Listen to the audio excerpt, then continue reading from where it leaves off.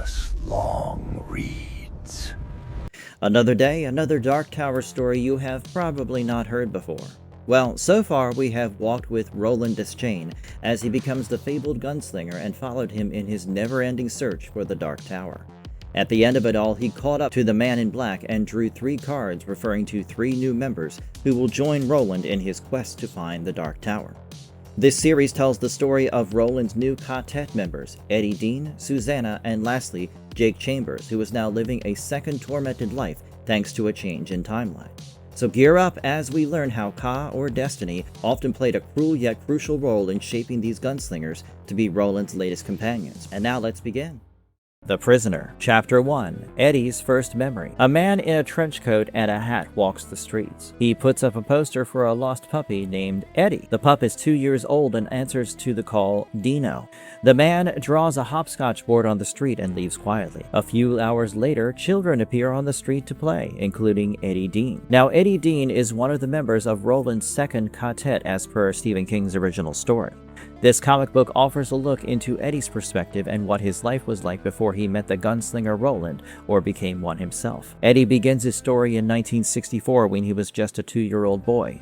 It's the year the Beatles debuted on Ed Sullivan's show, and Jack Ruby was found guilty of killing Lee Harvey Oswald. Eddie lives in Brooklyn. The co-op city is running over with low-income families on welfare.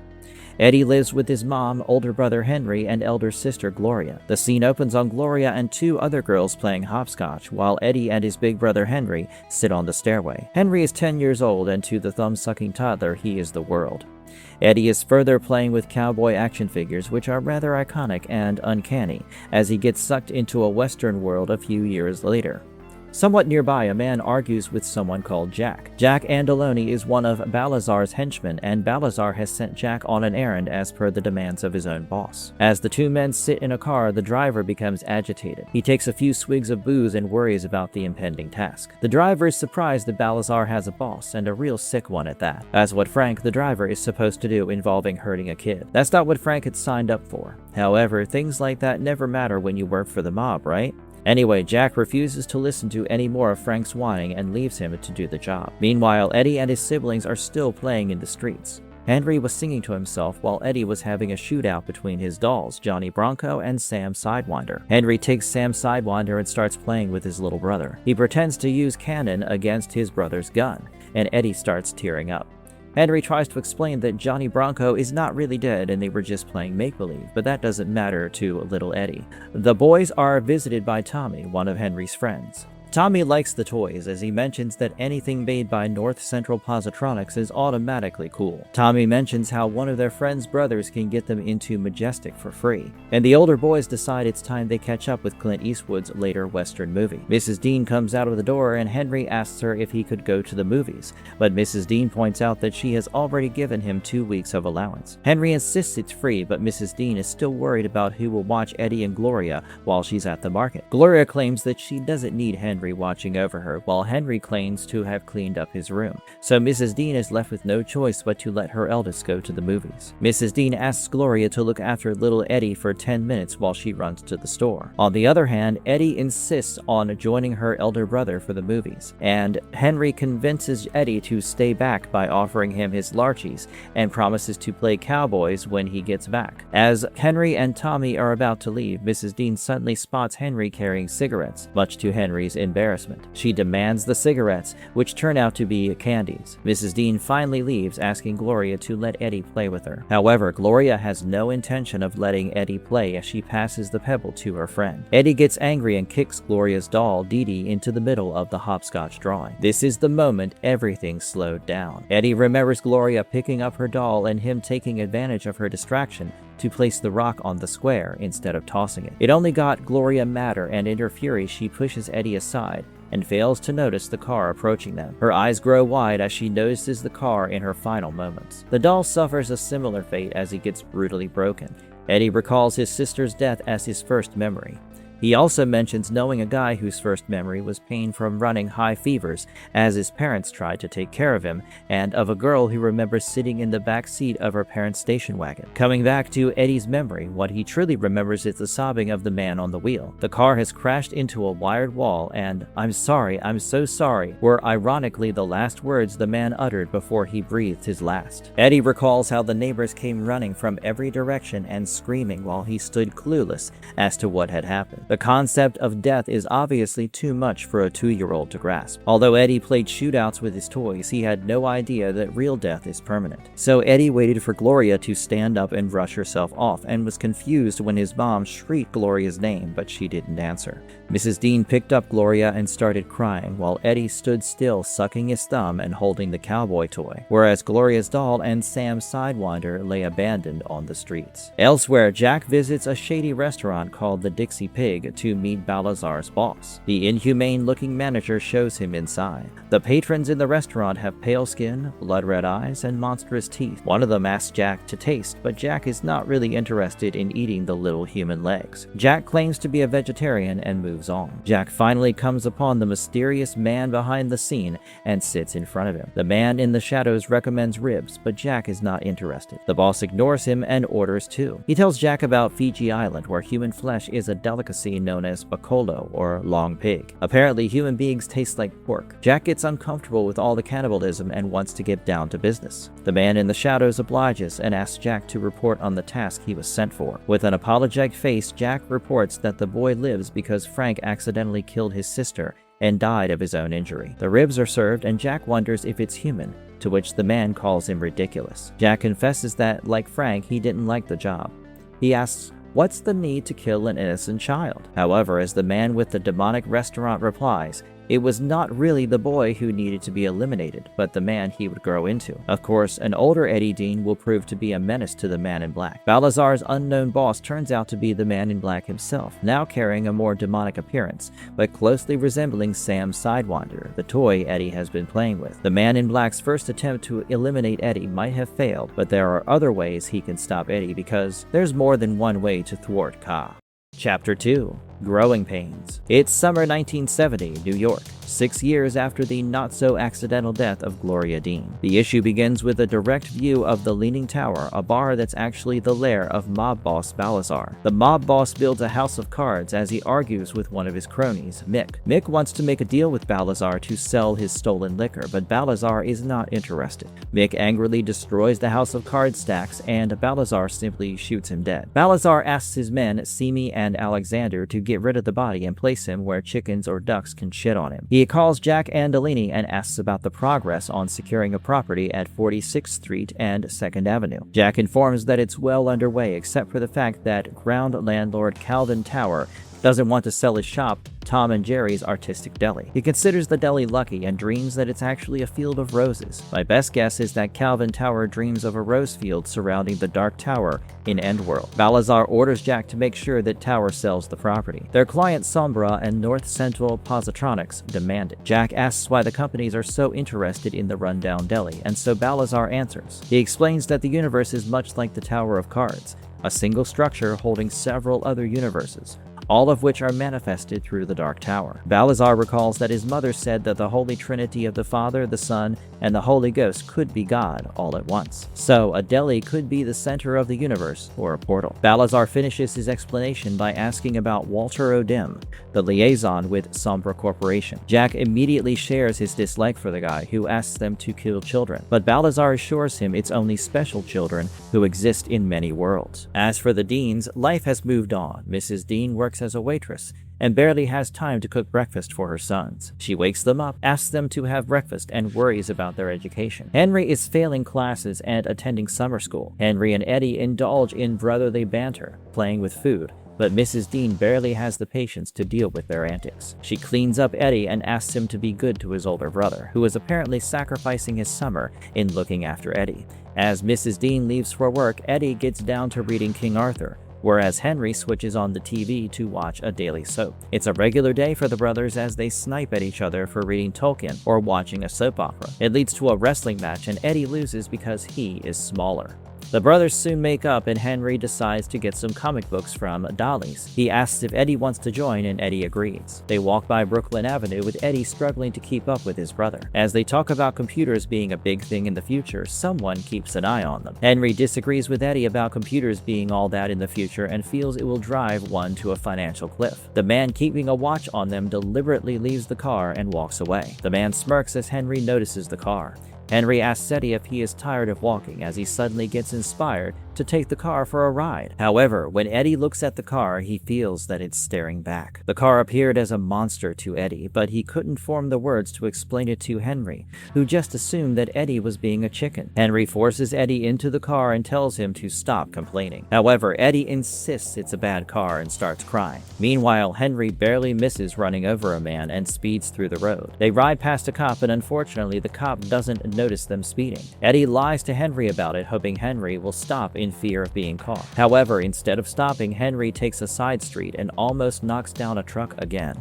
The car finally hits a fire hydrant and Henry leaves hurriedly. He doesn't look back to see that Eddie is struggling with the seatbelts. When Henry finally looks back, he is furious to find Eddie is still stuck. Henry runs back to Eddie and unbuckles him, while Eddie complains that the car won't let him go. Henry rescues Eddie but slaps him for whining. He drags Eddie to a movie theater, but they barely have enough money to buy tickets. Henry decides to hitch a ride, and obviously, Eddie's little protest doesn't matter to him. For a long time, no one slows down for them, and Henry blames it on Eddie, while Eddie almost starts believing it. A van finally slows down for them. It says Ginelli's Pizza, but it's actually Jack Andolini driving the van. And by now, you must have understood that everything that happened so far with the boys was planned by one mastermind, or just Ka. Jack befriends the boys and offers them a ride. Henry takes up the offer, giving Jack the opportunity to web them up. Jack claims to be looking for a delivery boy to work for Mr. Balazar. The idea of earning quick cash excites Henry, but it's not pizza that they have to deliver. Henry doesn't care and takes the job of delivering a package to Woo Kim's market after midnight. Jack pays Henry with a few dollars and 2 joints as a bonus. Eddie wonders what's in the package, but Henry is not curious. They face a bigger threat as they arrive home and find their mother furious. Henry shuts Eddie's mouth and lies about finishing homework and then running away from bullies who took their basketball. Mrs. Dean kisses Henry for looking out for Eddie, and Eddie goes along with the lie. At night, Henry wakes up Eddie and drags him along for the delivery. Henry claims he's afraid Eddie will snitch on him, and Eddie makes his own deal asking for half the money, which Henry agrees to. The brothers creep out in the still night, and 16-year-old Henry lights up the joint. This is the first time Eddie smelled pot, and he keeps asking Henry questions like little boys do as they arrive at Woo Kim's market. Henry places the box at the back of the market, and it doesn't seem like anyone is waiting for the package. As they leave, Henry tosses the pot aside and it lights the package, triggering a huge blast. The boys somehow survive and they make a run for it before the cops or firefighters arrive. Chapter 3. The Haunting of Dutch Hill Mansion. It's 1972 and the boys are slightly more grown up. Henry has just walked into adulthood and has gathered up a gang of late-teen vagabonds. As always, Eddie is tagging along with his brother and his group of friends. They are currently hanging out at their favorite spot behind the bonded electroplate factory. A boy called Skipper talks about receiving a letter from his brother who has been drafted into the military and is currently in Vietnam. Skipper pretends to be proud, but afraid that he will never see his brother. A boy named Jimmy thinks his mother wants to get him into college so he can avoid being drafted. As the big boys discuss the possibility of getting drafted, Eddie concentrates on whittling, a skill that will come in handy for adult Eddie in Midworld. Henry's old friend Tommy marvels at Eddie's whittling, but Henry asks his friend not to encourage Eddie. Henry was actually jealous of Eddie being good at it, but 10-year-old Eddie didn't want to disappoint his brother, whom he idolized. After leaving the hangout place, the boys walk through Brooklyn and stop in front of Majestic. Eddie wonders whether Henry will ask Marianne out again, who works at the ticket counter. As Henry approaches Marianne, she looks at him dismissively. Marianne definitely doesn't have any liking for Henry, and so she asks Henry to buy a ticket and get lost. Henry doesn't budge and instead snatches away the newspaper. He starts teasing Marianne, making her jump and chase him. Marianne gets mad and calls Henry a bastard, and Henry teases her for using bad language in front of his brother. To make matters worse, Henry rolls the paper and knocks on Marianne's head with it. Eddie pleads with his brother to return it, and to Eddie's utter surprise, Henry agrees. However, Henry holds on to the newspaper as Marianne reaches for it. There must have been something important on the paper, as Marianne starts crying when the newspaper gets ripped apart. Eddie accuses Henry of being too much on Marianne, but Henry claims girls love it. He blames her crying on her menstrual hormones. Eddie doesn't understand Henry's references, and although Henry treated the girl like a dog and mimicked her, it was pretty hilarious to 10-year-old Eddie. They soon change the topic, and Eddie asks Henry to take him to the Dutch Hill mansion as promised. Henry doesn't seem to like the idea and tries to blow Eddie off, but Eddie insists on playing a round of basketball before they visit the mansion. However, as Eddie points out, Henry is a terrible ball player and misses on the first few tries, as he tries to score some hoops. Eddie takes his pants off not to damage them while playing, and Henry teases him for wearing gym shorts underneath. However, Eddie had been practicing, and so with great flair, he managed to bypass his older brother and score a hoop. Henry didn't like the shift in dynamic, and his fury at being a loser made it easier for Eddie to play better. Maybe things would have turned out differently if Eddie had listened to his gut, but for kid Eddie, going to the Dutch Hill mansion with his elder brother was more exciting than scoring hoops with a basketball. So without Henry realizing, Eddie let his brother do a head fake and get the ball through a hoop. The tactic works, and Henry agrees to take Eddie to the mansion, but asks him to get some money from their mom. Henry also asks Eddie to lie to their mom about where they were going. By now, Henry has already become an addict, and Eddie knows it. Henry pretends to have personal business and leaves for a moment, but Eddie realizes it's to get drugs. Henry meets up with Jack Andolini, who gives him a packet. Eddie doesn't know what Henry got from Jack and what he inhaled, but it turned Henry nasty. Taking the drug makes Henry's pupils shrink, and he deliberately trips a kid playing on the street. Meanwhile, Eddie manages to get a few bucks from their mother, and Henry claims that their mother never denies Eddie anything. Eddie worries that Henry will use the money to buy more drugs, but Henry doesn't say anything. On their way to Dutch Hill Mansion, the boys discuss whether the house is haunted. Henry doesn't seem to want to believe it, but it's difficult to deny that nothing spooky is going on inside. The mansion remains condemned by the New York City Housing Authority. Around 150 years ago, the mansion was home to a wealthy merchant family, but for now, Eddie sees it as evil, lurking like a tumor or a vicious dog. The brothers decide to venture inside, and Henry starts telling Eddie a story that he heard about the house. According to the story, a teen boy and girl came to spend the night in the place on a dare. They crossed the fences and entered the house. Henry claims that they went up to the ballroom and bawled, but they were really hooking up. The couple was interrupted by something sinister, and their screams were heard by a passerby who informed the police. When the police entered the building, they found footprints from the boy and the girl, as well as another creature. They eventually found the couple stone cold white with their throats slit, but no blood on the ground. Eddie refuses to believe the story, and Henry teases him, asking him to get a souvenir from inside. However, it's Henry's turn to be creeped out. The poem that Eddie recites goes like, "All is silent in the halls of the dead. Behold the stairways which stand in darkness. Behold the rooms of ruin." But before Eddie can finish the poem, Henry jolts him up. Eddie doesn't remember what he was saying and suggests they go back. The brothers return home and decide not to tell anyone about their adventure. However, as soon as they return home, Mrs. Dean shows Henry a letter that tells him that he has been drafted for the war. Eddie calls it the longest year of his childhood, as after his brother left to fight in the war, Eddie's life sort of stalled. It appears Eddie's life was centered on his brother, and with him gone, he had no purpose. Henry returned in 1973, and by then, Eddie was 12 years old. His mother was sick, but wouldn't visit the hospital, as they didn't have money for it. It was a delightful surprise for Eddie and his mom when Henry returned home alive, with only minor injuries. Mrs. Dean is relieved that she didn't lose another child, and thank Jesus. But the war has taken its toll on Henry Dean. Henry's face has changed, and so is his optimism. He demands to sleep without the worry of being blown up. Eddie gets eager to help his brother feel comfortable, and so he lets Henry take the lower bunk. Henry shows his stitched up wound to Eddie and starts telling him how he got that. Henry calls himself lucky and describes how his troop was trapped by the enemies. The troop heard one of their mates crying for help and went to rescue him, but Henry hesitated. Henry claims he sensed something and knew it was a trap. Henry is probably lying about that, but we have to trust his word of mouth on this one. Anyway, it was a trap as the enemies surrounded the troop and started shooting. The guys who were not hit fell into pits lined with stakes and were impaled, while Henry ran like a coward. However, he tripped on a landmine which caused the injury. Henry calls the time he was on morphine the best, and Eddie apologizes for whatever happened. Henry asks Eddie not to apologize as it was not his fault, but asks his brother to get a lot of painkillers from Balazar. Chapter 4. The Slippery Slope. The story of Eddie Dane takes quite a leap, and it's 1984.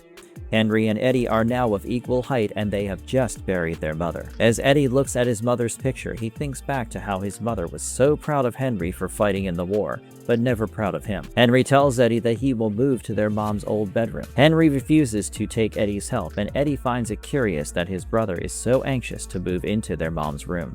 Nevertheless, now that he is older, Eddie appreciates the privacy. He notices that there are action figures of Johnny Bronco and Sam Sidewinder. Eddie considers Johnny as his own and Sam as his brother's. He takes the stuff to show it to Henry, but finds him snorting cocaine. Henry clarifies it's heroin. Eddie reminds Henry of his promise to their mother on her deathbed, but Henry ignores it. As Eddie berates his brother for taking drugs, Henry suddenly feels worthless. He starts packing his bag and rants about being worthless, and Eddie having to live with a junkie.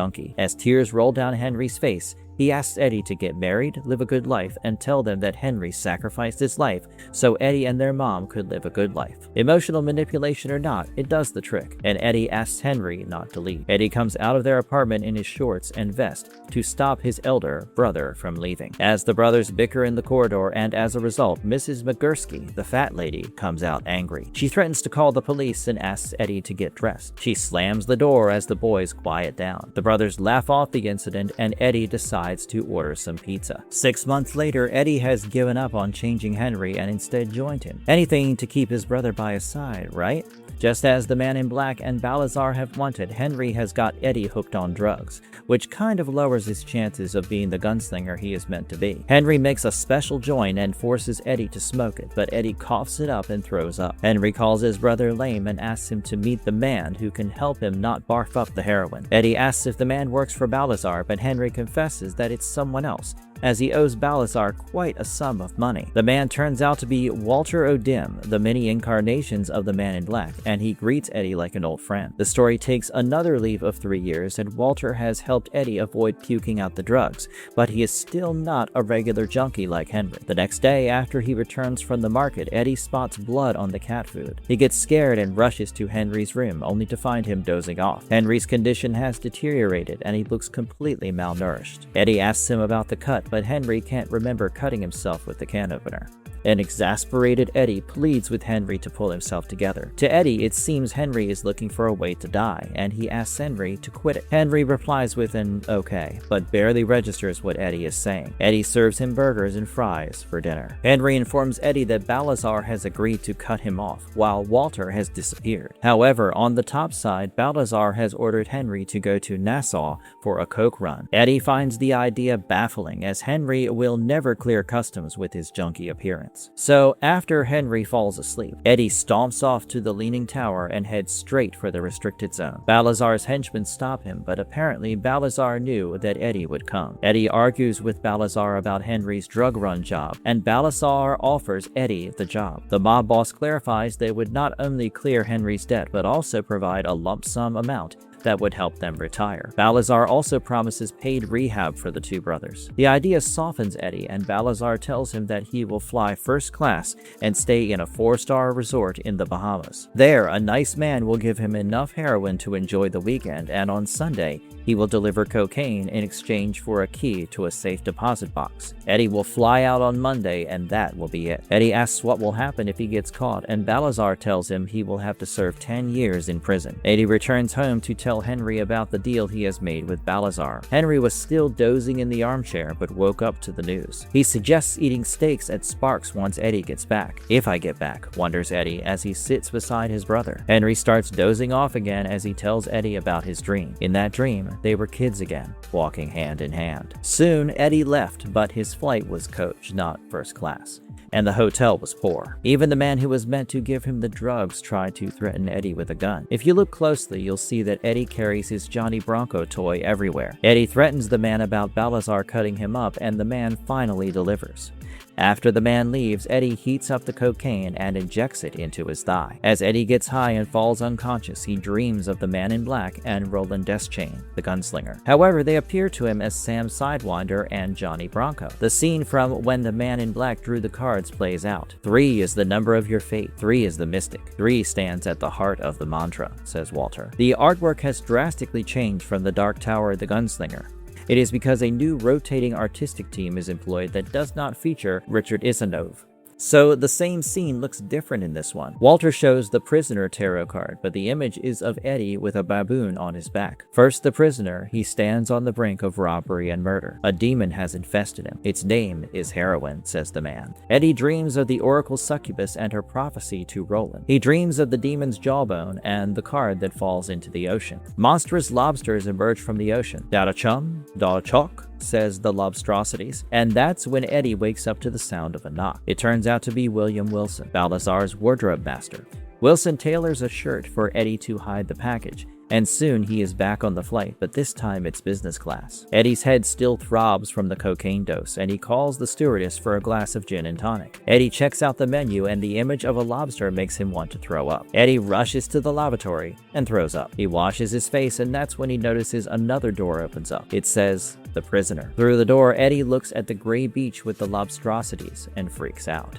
Chapter 5. The Magic Door. Eddie thought that he was losing his mind. He was in the airplane bathroom, yet the mirror in front of him had turned into a door through which Eddie could see the gray beach and the lobster monsters he had been dreaming about. As he watches in horror, one of Eddie's eyes changes color. Once again, Eddie splashes water onto his face, and both of his eyes return to their original color, while the magic door is gone. Eddie grabs the last of his heroin supply and snorts it up. He returns to his seat, and the stewardess Jane serves him a gin and tonic. Eddie drinks it and hallucinates his brother's face. Henry tells Eddie that if they get through the ordeal, their lives will be 100 times better. Eddie dozes off and watches the gray beach, which is part of a place called Midworld. Eddie somehow knows it now. He dreams of a man lying on the beach with half his body submerged. Eddie feels a weird connection with the man. He reminds him of his cowboy action figure. Did a chick, dumb a chum, dada chan, dada check? The lobstrosity approaches the cowboy. The cowboy realizes that the creature has ears and it can hear the waves. The cowboy assumes he is dreaming, but the lobstrosity slices 2 of his fingers. The cowboy is unable to pick up his gun with 3 fingers, and the creature cuts his legs. The cowboy drops his gun, but picks up a stone and thwarts the creature with it. He smashes and kills the lobstrosity. The cowboy starts binding his wounds, but he can still feel his fingers. The cowboy remembers what the oracle said and wonders what it meant. The cowboy is Roland Deschain. His arm was poisoned by the lobstrosity bite, and he comes upon a closed door that appears out of nowhere. The door is labeled "The Prisoner," and 2 roses grow near it. Eddie Dean suddenly wakes up from a dream about the unknown cowboy. In his dream, he was the cowboy.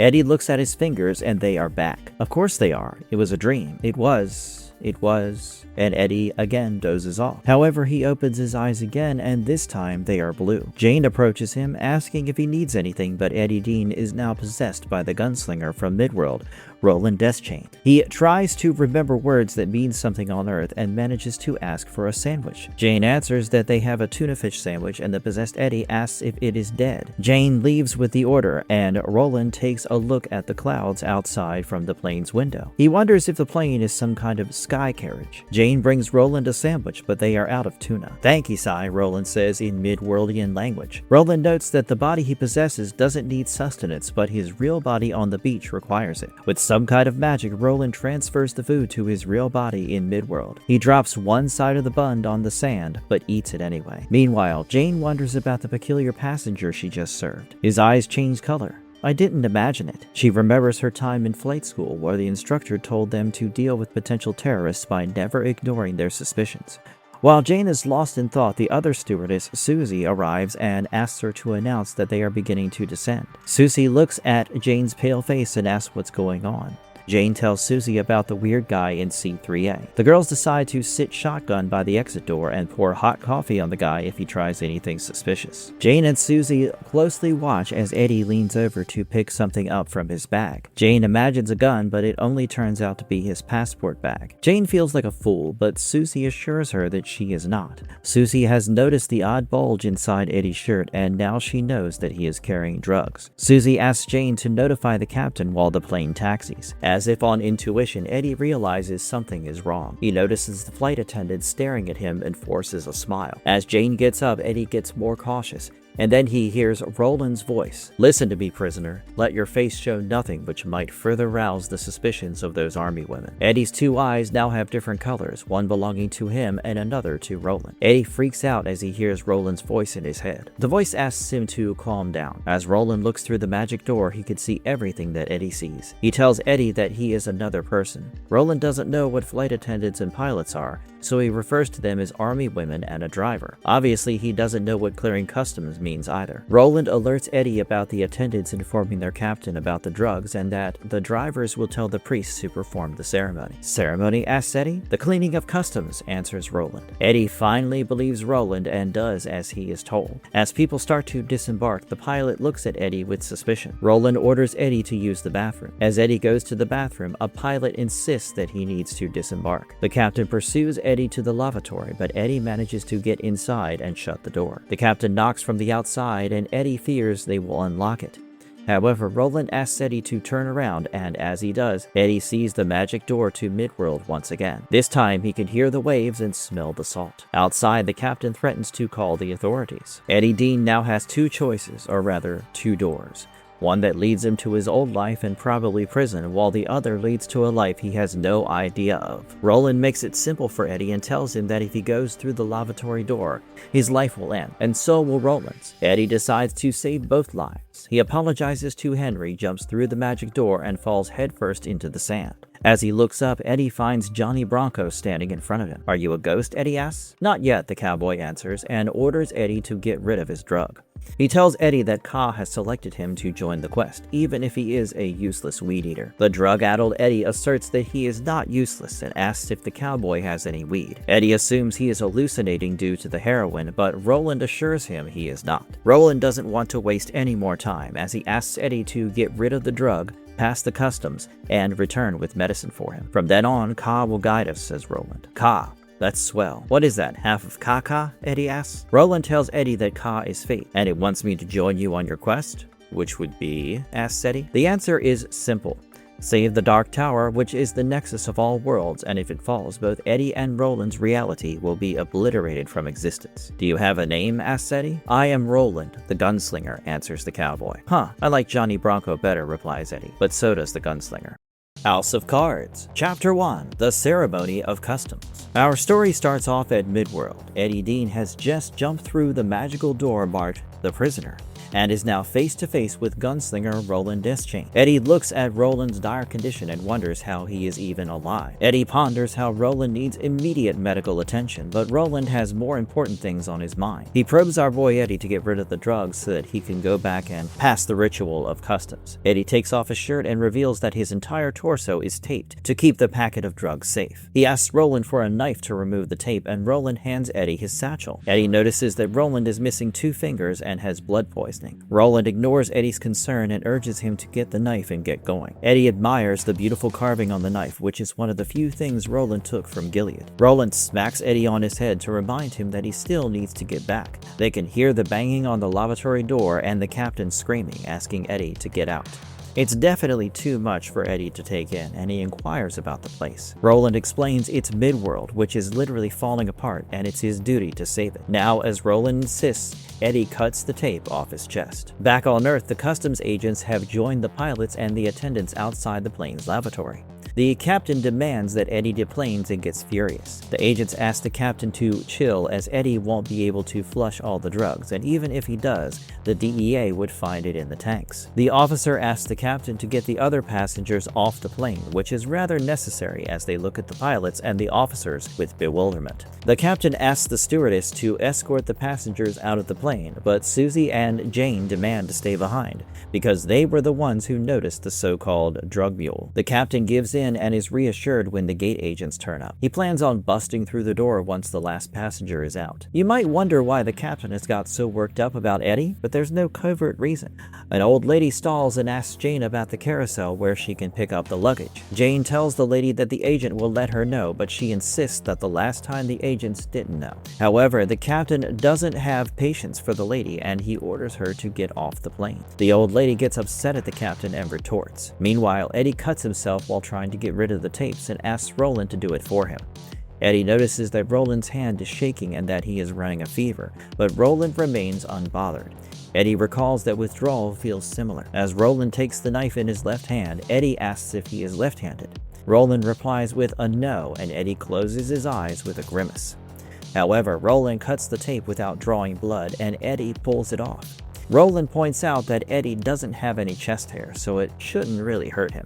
As Roland suddenly pulls off the rest of the tapes from Eddie's back, Eddie calls him son of a bitch, son of royalty. Roland corrects him and helps wipe off the blood on his chest, which otherwise would be a giveaway. For your father's sake, wipe the blood off your gut, says Roland. But Eddie hasn't really seen his father's face. The banging on the door increases, but Eddie remains quite chill about it. Back in the plane, the passengers have finally left while the agents arrive at the lavatory doorway. The captain and an officer break open the door and find Eddie on the toilet seat with his pants down. He makes a sarcastic quip about the captain not being able to unlock it from the outside. Eddie claims he is constipated and asks for laxatives, but the captain asks him to get up and prohibits him from flushing. Eddie continues with his sarcastic and playful remarks, which earn him a punch in the gut from the worked-up captain. Just for the record, I never got my peanuts, comments Eddie before he leaves with the agents. As he looks back at the magical door that only he can see, Eddie finds the beach empty and without Roland in it. Outside the airport, Balazar's henchmen Jack and Simi wait in their car. As all the other passengers except Eddie leave the airport, the henchman assumes that their mule got nailed. They pass on the information to Balazar, who asks them to keep him informed of any developments. Balazar calls on 3 other goons called Tix, Kevin, and George. He orders them to bring in Henry Dean, who is now a collateral. The Dean household remains unkempt and ripe, with Henry Dean barely awake. He opens the door expecting pizza, as his drug-addled brain fails to register any danger ahead. One of the guys holds Henry as he is about to fall down, and orders the others to get the rest of Henry's stash. The goons order 2 other cleaning guys to clean the apartment and get rid of any drugs, but do it fast so that the feds are unable to catch up to them. As they take Henry to the car, he keeps babbling about quitting and Eddie arranging it. He tells them their plans to move somewhere away from the drugs and crime, as he recalls how Eddie always took care of him. Is Balazar taking care of Eddie? Asks Henry, which is probably the last thing Balazar will do for Eddie. Chapter 2. Withdrawal. The story begins at John F. Kennedy Airport. Eddie is now surrounded by the customs officers, but instead of being calm and poised, he is trippy. Roland has again possessed Eddie, and Eddie can hear him inside his head. Roland asks Eddie to remain steady while the addict in Eddie goes crazy, yearning for a quick fix. The officers question the red mark of the cut in Eddie's chest, and Eddie claims it's from the allergy he picked up in the Bahamas. They question Eddie about the hole in his gut, but Eddie remains relentlessly optimistic and even cracks a few jokes. The officers ask if it's needle marks, but Eddie notes that shooting himself at the solar plexus will damage his nervous system. The officers point out that Eddie knows quite a lot about dope, and Eddie claims he learned from Reader's Digest. Eddie looks back at the wall where the magical door has reappeared. Eddie notices Roland walking towards the lobstrosities. Roland appreciates that Eddie is doing well and heads off to take down the creatures once and for all. The officers notice Eddie looking at the wall and ask if something is crawling on it. Eddie laughs nervously, making the officers question him. One of the officers returns with the filaments they got by scraping off Eddie's chest. It turns out to be filaments of strapping tape, but the officers won't let him go this easily. For the marks on his hand, Eddie claims they are mosquito bites, and he is not lying. Eddie remembers stopping shooting heroin in his arms for about a month to prepare himself for the trip. Instead, he injected himself in his inner thighs so that his testicles can hide the marks. That is far more than I needed to know, says Roland, as he returns to Eddie's mind. Once again, the officers catch Eddie staring at the wall, and despite Eddie's constant remarks, they are not amused. One of them even slaps Eddie, but Eddie insists he is not carrying. Eddie holds the officer's hand as he tries to hit Eddie for the second time. His eyes get serious and angry as the man asks Eddie to take a blood test. Eddie agrees, but demands that each customs officer undergo the same tests. Eddie thinks about how the officers must have consumed drugs when they confiscated them from other drug mules. With no other proof and nothing else to do, the officers decide to let Eddie go, but warn him that they will eventually find out how he got rid of the drug. Eddie collects his shirt and leaves. Meanwhile, the Leaning Tower Saloon has closed up for the night as Balazar and his men have important stuff to do. Balazar's crooks are holding Henry Dean in the accountant's office. They are playing a trivia game to keep Henry awake, but for every question, Henry has only one answer: Johnny Cash. The goons laugh at Henry's expense. Outside the room, it's Balazar's office, and the noise of the laughter carries to his room. Balazar is, as usual, building a house of cards, while Jack and Simi tell him how Eddie was held up at JFK for just 2 hours. They wonder if Eddie has got rid of the drugs or has struck a deal with the feds. Anyway, Balazar asks his men to bring in Eddie Dean. Speaking of the devil, Eddie leaves the airport while the door follows him. Roland's condition has worsened as he feels hungry, thirsty, and burning up with fever. Eddie notes that some aspirin will help Roland and gets it from a medical store. Eddie also notices 2 custom guys still keeping an eye on it, but Roland corrects him, saying he has noticed 3 others looking at Eddie. It appears that the customs officials have sent plainclothes officers to keep an eye on Eddie. Eddie buys food and, as instructed by Roland, places the aspirin inside the hot dog buns. Take 3 now. 3 later, if there is a later, suggests Eddie. Roland walks Eddie through the magic by which he sends the food and medicines to Roland's hand in Midworld. Eat well, stay alive, and come back, says Eddie, as he finally leaves JFK. As he leaves, he teases the customs guy in an orange tee. On the other hand, Roland lies in the sand with the drugs beside him. The food and meds appear beside him, and Roland follows Eddie's instructions to eat and drink. Roland marvels at the sugary drink and wonders if the white powder is also sugar. But then he remembers Eddie openly bought the drink and had hidden the powder called cocaine. Roland eats the hot dogs and thanks God and Eddie Dean. He realizes the door will close soon, but before that, Eddie must be back in Midworld. Walter suddenly appears as an apparition to question Roland. He provokes Roland by reminding him that the quest is pointless and Eddie will only be trapped and left to die, because that's what happens to anybody who joins Roland in his quest. Roland tells Walter that he is wrong, as he and Eddie will part ways once they reach the tower. Roland hides the cocaine inside a hill and orders Walter to get it out of his head. As for Eddie, he gets disappointed to see that Balazar had not sent him a car. Eddie deduces that the mob boss must have heard about customs catching him. However, in reality, Balazar's men keep an eye on Eddie as he hails a taxi. The driver of Eddie's cab notices that they are being followed. He notes that a dark blue sedan and a pizza truck had been following them since JFK. The driver has also noticed Eddie looking behind him. That's because Eddie was really looking back at the gray beach of Midworld.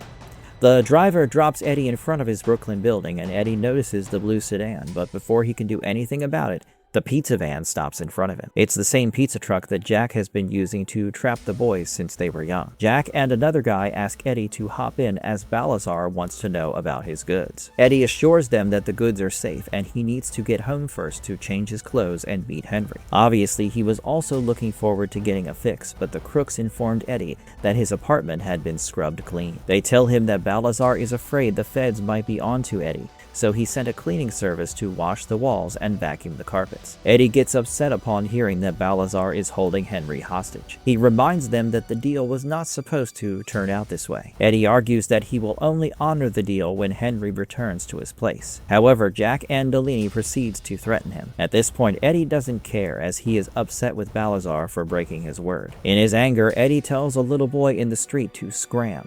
And once he is done ranting about the risks he took, Jack starts manipulating Eddie. Jack claims that Balazar took Henry to protect him, since Henry needed someone to look after him. Jack confesses that Henry is at Balazar's place, and once Eddie delivers the goods, he can take Henry back home. Eddie asks Jack if Balazar thinks the feds have turned him. Jack assures Eddie that he knows Eddie is not wired or working with the feds. With no other option left, Eddie agrees to get on the van, but Roland tries to stop him. Eddie tells Roland that he has no choice, and all Roland can say is, "Damn."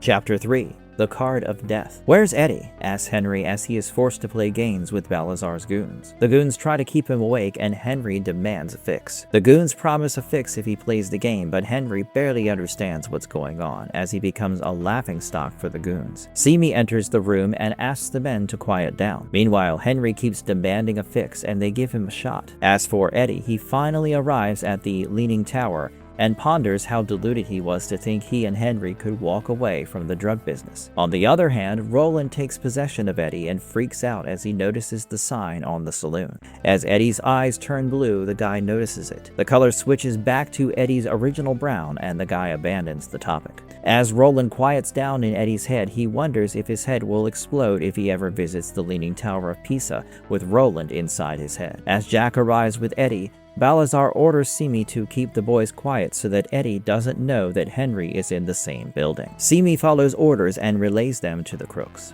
He even switches off the lights, but the guys notice Henry isn't responding. Simi and Balazar greet the disgruntled Eddie Dean, while Roland notices the House of Cards pyramid and reckons it as another sign of the tower. Eddie demands to know if they have left Henry tied up and gagged, but Simi points out that a needle is enough to make Henry comply. Balazar and Eddie have a sort of hot and cold confrontation as Balazar inquires about the feds letting him go free, and so quickly. Balazar also asks Eddie about the coke, and Eddie assures him that it's safe, but not with him. However, Eddie's wisecracks about Balazar possessing the coke don't sit well with Claudio, who holds Eddie at gunpoint. Claudio is sure Eddie made a deal with the feds, but Balazar stops Claudio and warns Eddie to come clean about what he did with the coke. Now, Eddie can't tell them that he has got drugs stashed in another realm, right? So instead he tells the mobsters that he is going to the bathroom and will come out with 1 pound of coke. However, after testing the coke, they must bring in Henry and give them what is due and send him home safe. Balazar agrees to the deal, then asks Claudio to search him. In the other room, the crooks discover that Henry has died due to an overdose. Claudio doesn't find anything on Eddie, but Balazar doesn't let Eddie go alone into the bathroom and orders Jack to accompany him. Eddie refuses, but Balazar is not ready to listen, and Roland asks Eddie to let him come. Clearly, this doesn't spell well for Andolini. Meanwhile, Jack and Balazar don't fail to notice that Eddie is behaving weirdly and looking back at the wall. Eddie and Jack head to the bathroom as Eddie jokes about showing the 8th wonder to Jack. Eddie orders Jack to shut the door, and despite Jack's protests, Balazar orders him to humor Eddie. Once they are locked inside the bathroom, Eddie keeps making vulgar jokes, and as Jack threatens to hit him, Eddie's eyes change color. Eddie is Roland now, and he grabs Jack by the collar while the magic door appears behind Eddie. Jack tries to hit Eddie again and draws blood, but Eddie jumps through the door with Jack. As they land on Midworld, Jack and Eddie struggle on the sand, but Roland comes to help. He shoots at Jack with his good hand, but it's a misfire since most of his bullets got wet when he got drenched in seawater. Jack takes his chance to shoot back with his dry ammo, but Eddie knocks him in the head with a stone. Roland shoots at Jack again, and now the bullet grazes his arm. Jack gets up to kill Roland, but the cowboy's bullets are faster and they hit Jack's gun. "I'll kill you, you little prick. I'll blow your brains right out of your head, you." Jack is not able to finish the sentence as the explosion blows off his right arm and face. That's the thing about a proper Western gunfight. There's no point delaying by just saying you were going to kill somebody. Eddie is awestruck but controls himself and asks Roland to put Jack out of his misery. However, the gunslinger lets the lobstrosities do that. As the creatures feast on Jack, his scream fills the air. Eddie asks Roland to give him 1 pound of coke and also to accompany him on Earth. Roland asks if it's wise, but Eddie wants to do it anyway. However, before they leave, Roland Deschain hands a gun to Eddie Dean. Considering Roland is unable to use his right hand, it seems wise to let Eddie use the other gun. Eddie doesn't feel right about touching a gun, but he hardly has a choice, as there will definitely be some shooting. The gun feels heavy, and when Roland asks, "Are you ready?" Eddie says, "No, but let's go anyway." As Roland and Eddie enter through the door, Eddie promises to take Roland to Broadway to show him Oklahoma, and then to the Empire State Building. Chapter 4. The Shootout at Leaning Tower Saloon. Arm in arm, Roland and Eddie make it back to Earth, and the first thing that hits Roland is the amazing smell of pizza. He tells Eddie that they will have some once they have killed everybody. Eddie tells Roland to take the medicines from the cabinets and look for antibiotics to kill his infections. Roland also notices an adult magazine, but Eddie is not very keen on explaining it. Meanwhile, Rico Balazar gets restless as he wonders what Eddie and Jack are doing in the bathroom. He hears a scream and takes out his gun as he calls for Simi, while his house of cards falls. The man rushes back to Balazar and reports that Henry is dead. Unfortunately, Eddie hears it all from the bathroom and the ground shifts beneath his feet. They killed my brother, stammers a shocked Eddie. But Roland doesn't have any consolation or sympathy left for him. He claims to have lost many brothers, and so he asks Eddie if he wants to do something about it. Eddie's eyes change their color again as he picks up the gun, ready to avenge his brother's death. The people on the other side of the bathroom door hear them too and cannot recognize the other voice. The time for fooling around is over and Balazar wants Eddie's head. Simi orders Jack to kill Eddie, unaware that Jack lies dead in another world. Eddie delivers the news as he and Roland open the door with guns out. Balazar and his men are shocked to see the cowboy, who introduces himself as Roland of Gilead. But nobody cares as they have already started firing at the semi-naked Eddie Dean. Roland shoots down Simi, Claudio, and asks Eddie to stay down, while the rest of Balazar's guys come out from the other room. Balazar joins the frenzy as he orders his guys to get the spook. The kid ain't dangerous. He is probably shocked to find a cowboy magically appear in his bathroom. Roland provokes Eddie and asks him to prove himself dangerous, but Eddie doesn't need any provocation and shoots at Balazar, grazing his shoulder. While the world explodes around him in the shootout, Eddie notices how Roland's bullets never miss the target while the other guys seem to get in each other's way. Tricks start madly firing with a machine gun, which kills some of Balazar's own men, while Eddie kills Tricks. Eddie doesn't seem to recognize himself, and then a bullet grazes him. Balazar keeps trying to shoot Eddie as he runs around, while Roland shoots and kills different men appearing with different guns. The gunslinger is soon out of bullets and has no time to reload, so he picks up a local one dropped by one of Balazar's men. Balazar manages to have Eddie in his target, but Roland shoots him first. As Eddie shoots the other men, he keeps wondering if they are the ones who killed his brother. In blind pain and rage, Eddie keeps shooting, wanting everyone dead. Eddie and Roland finally stop and hear the police sirens. They decide to escape, but someone is still alive. Eddie, someone calls from the other room, and rolls down Henry's decapitated head, serving it up as a souvenir. It was enough to trigger Eddie and land him in a trap. Eddie doesn't hear Roland's warning and keeps pulling the trigger of his gun, but it is out of bullets. He imagines the last remaining crook bleeding to death and fails to notice when Roland kills him with a swift blow. Tears roll down Eddie's face as he keeps pulling the trigger. Roland tries to calm him down and remind Eddie that the police sirens are getting closer. However, Eddie is too heartbroken to notice and shoves Roland away. Roland decides to leave before the police arrive. He notes how Eddie punched hard even without strong muscles. Roland picks up the necessary stuff and heads for the magical door. He notices Eddie sitting on the floor, cradling his brother's head and crying. Roland reminds Eddie that there is no time to mourn, but Eddie is inconsolable. Eddie blames himself for not being able to take care of himself, but Roland points out how Henry only got Eddie addicted to dangerous drugs. The police surround the bar and ask anybody who is inside to raise their hands, while Roland insists that Eddie make a decision soon, a decision that will change his life. Eddie asks why he should go back to the weird beach with lobster monsters, but Roland argues that if Eddie wants to explain everything to the authorities. Eddie claims he doesn't care and that it doesn't matter, but Roland points out that it does matter because others are involved. As Roland calls Eddie prisoner, it annoys Eddie and he yells, "Don't call me that. I'll call you a prisoner until you show me you can walk out of the cell you're in," says Roland. He also orders Eddie to throw away Henry's head and stop pulling. Like a rebellious child, Eddie says, "I'll pull all I want." "What's pulling?" he asks next, and "Whining," Roland replies. As they bicker like two brothers, the SWAT team arrives, and Eddie asks Roland what awaits him in Midworld.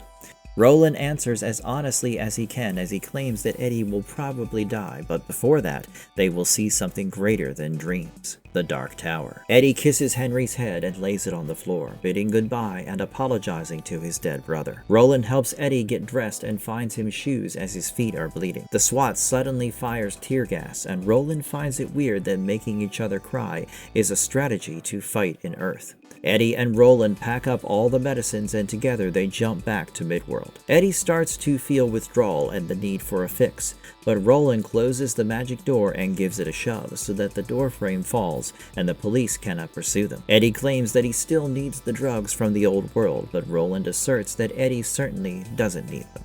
Roland claims he did it as a favor and labels himself as Eddie's destiny.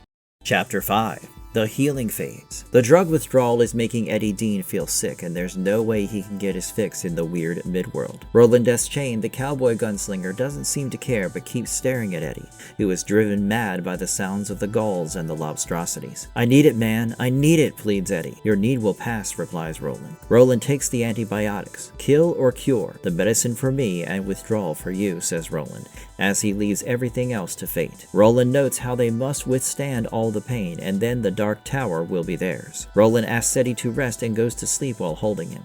In his dream, Roland sees a fleet of images, moments, and conversations without context, which he later shared with Eddie. Roland dreams of 5 cards, one with a bird, a lobster, the black woman, and her shadow, the prisoner Eddie with a baboon on his pack, and the card of death, represented by a skeleton with a scythe. The duo passes a week in semi-consciousness as Eddie struggles with withdrawal, while Roland remains unconscious with a fever. However, they are almost out of medicines, and so Roland has to either die or get well soon. As for himself, Eddie considers himself a useless junkie. He holds the gun to his head, ready to pull the trigger, but unable to do it. Eddie returns to Roland's side and tries to wake him up to make him take the medicines. Eddie makes him drink water to swallow the pills, but Roland is still delirious and dreaming. "Bert, Jamie, so sorry," he utters in his sleep. Eddie asks if they are his friends, and Roland tells him what he is dreaming. He is back in the Battle of the Jericho Hill, and giant faces emerge from the ground with gaping faces of pain. Roland notices how his friend has been shot and is still moving. Roland remembers how an arrow pierced Cuthbert's eye, how David the Hawk was killed by Roland's mentor, Court, and how 16-year-old pregnant Susan Delgado was buried alive on the cherry tree. Her last words, "Roland, I love you." Roland then remembers the people he slaughtered in Tull, and lastly, poor little Jake, who relied on Roland and who was like a son to him. Roland remembers how he momentarily abandoned Jake as he hung from the bridge. The boy had let go so that Roland could catch up to the man in black. The man in black's laughter still rings in Roland's ears, and he seeks to change the past, change himself, and save Jake. Roland runs up to Jake and holds his hand, but Jake falls and the man in black still challenges him. Roland wakes up, yelling Jake's name. As Roland wakes up, Eddie tends to him with a wet cloth, trying to lower his fever. Roland notices that Eddie looks ghastly and smells like death, yet Eddie is still capable of taking care of Roland. Eddie tells Roland that he was muttering a lot about Jake and also took other names like Elaine, Court, Susan, a black guy, and a guy named Cuthbert. Roland tells Eddie that he reminds him of Cuthbert and that he died due to getting an arrow in the eye. Eddie realizes that most of Roland's friends eventually die. Eddie notes that they are out of the food Roland had brought in his bag and that to survive they need to find more. The answer lies in front of him as he kills one of 2 dancing lobster creatures and another just scurries away. Eddie drags the dead lobstrosity to where he and Roland have camped. He throws the creature over the fire hoping to roast it. Roland wakes up to the smell of the roasted giant lobster and is surprised that Eddie hunted something. Roland gobbles up whatever Eddie gives him and claims to feel better. At least his arm does. However, they now face another problem. The spared lobster must have told the others, and so the lobstrosities are approaching Eddie and Roland, which means they have to move by dawn. Roland is surprised again to learn they are eating a lobstrosity and exclaims that it's poisonous. Roland must be wrong, and Eddie points out that rattlesnakes are poisonous, but people still eat them. Eddie continues to make his snide comments, and Roland tells him that they have to head north. Eddie asks if it's towards the Dark Tower, and Roland agrees before he falls back to sleep. Eddie sings as he drags Roland by a makeshift stretcher. Eddie fears that he would be truly clueless about what to do in Midworld without Roland. He ponders completing Roland's quest and wonders how he got himself trapped in this fantasy adventure game. Eddie hunts another lobstrosity while still imagining himself to be on the fateful flight. When Eddie makes light jokes and when Roland doesn't respond, he asks Roland how he'd lost his sense of humor. Roland claims to have shot it off in a war. Their friendly banter reassures Eddie that Roland is improving and asks him to try walking the next day, as dragging him is the worst. Roland also notices how Eddie looks better, but Eddie confesses to trying to kill himself with Roland's gun. Eddie jokes that he is wearing the only pair of pants and did not want to ruin them by crapping on them, as that would have required washing them. With Lester the lobster and his friends out, that's not a very fetching idea. Roland cracks up at Eddie's joke, perhaps laughing after a long time. Roland insists on learning the real reason why Eddie didn't go along with his suicidal plans, and Eddie claims it's because Roland needed Eddie to look after him. If Eddie died, Roland also would have succumbed to his wounds. Eddie says he'll re-examine his options later when Roland is doing well, and that Midworld doesn't look very promising for survival. When Roland still doesn't understand Eddie, he brings up the example of his brother Henry, who needed him and exploited him. It appears Eddie is sure that Roland will just use him and toss him away like a paper bag when not needed. However, he knows that it will hurt Roland to do that, but he will do it anyway as he cannot help himself. As Eddie says this, he is somehow a part of the crowd in Tull, as Roland mercilessly shoots them. Next, Roland imagines Eddie hanging on the bridge in Jake's place, as Eddie tells him that if he screamed for help and Roland had to choose between saving Eddie and finding the goddamn tower, he would choose the tower. Eddie asks if it's pretty close to the truth, and he could not be more right, as that's what Roland did with Jake. Lastly, Eddie calls Roland a tower junkie, and Roland forgets everything when it comes to the tower. So basically, the tower is Roland's drug. Roland teases Eddie, asking, in which war did Eddie get his sense of nobility and purpose shot off? Eddie doesn't answer and instead decides to get some water. They have come a long way from the creepy crawlies, but they might follow. Roland replies that people change and that he can too. Days pass with Eddie sometimes dragging Roland or both walking slowly. Roland's arm has recovered from the poisoning as the red lines have retreated, but Eddie continues to talk about his brother. He confesses feeling that he stole Henry's life, as after Gloria's death, their mother always worried and forced Henry to take good care of Eddie. Eddie muses that perhaps his mother thought he would be hit by a car or be harmed by a crazed junkie, or abducted by aliens. Eddie notes that the last thing has almost happened, as Roland is like an alien abductor. Eddie remembers his childhood days when Henry was failing all subjects, but he thinks it was because Henry was watching after him. Eddie blames himself for Henry not going to college, not doing sports, and getting drafted, which made him a junkie. Roland doesn't say anything, as Eddie is clearly going overboard with the self-blame and self-gaslighting. When Eddie gets annoyed and insists on a response, the cowboy says everything happened due to Ka, which means destiny. Roland claims that Ka took care of everything. Eddie is not too happy with the response, but for now he notices that all they have in front of them is the beach, and only a few good shells to kill the lobstrosities. He asks Roland where they are going, and Roland answers that they are going to find another doorway to the Lady of Shadows. Eddie wonders if it means that he will be able to go home, but Roland assures Eddie that he will never go home, as his destiny lies in Midworld. Roland comes clean and tells Eddie that he's part of Roland's last quartet of gunslingers, and that it's their job to save the world. So this is just the beginning, and soon Roland will have his handful with his second quartet. Lady of Shadows. Chapter 1. The Remarkable Childhood of Odetta Holmes. This story is told by Susanna, but she was not always Susanna, as her first identity was Odetta Holmes.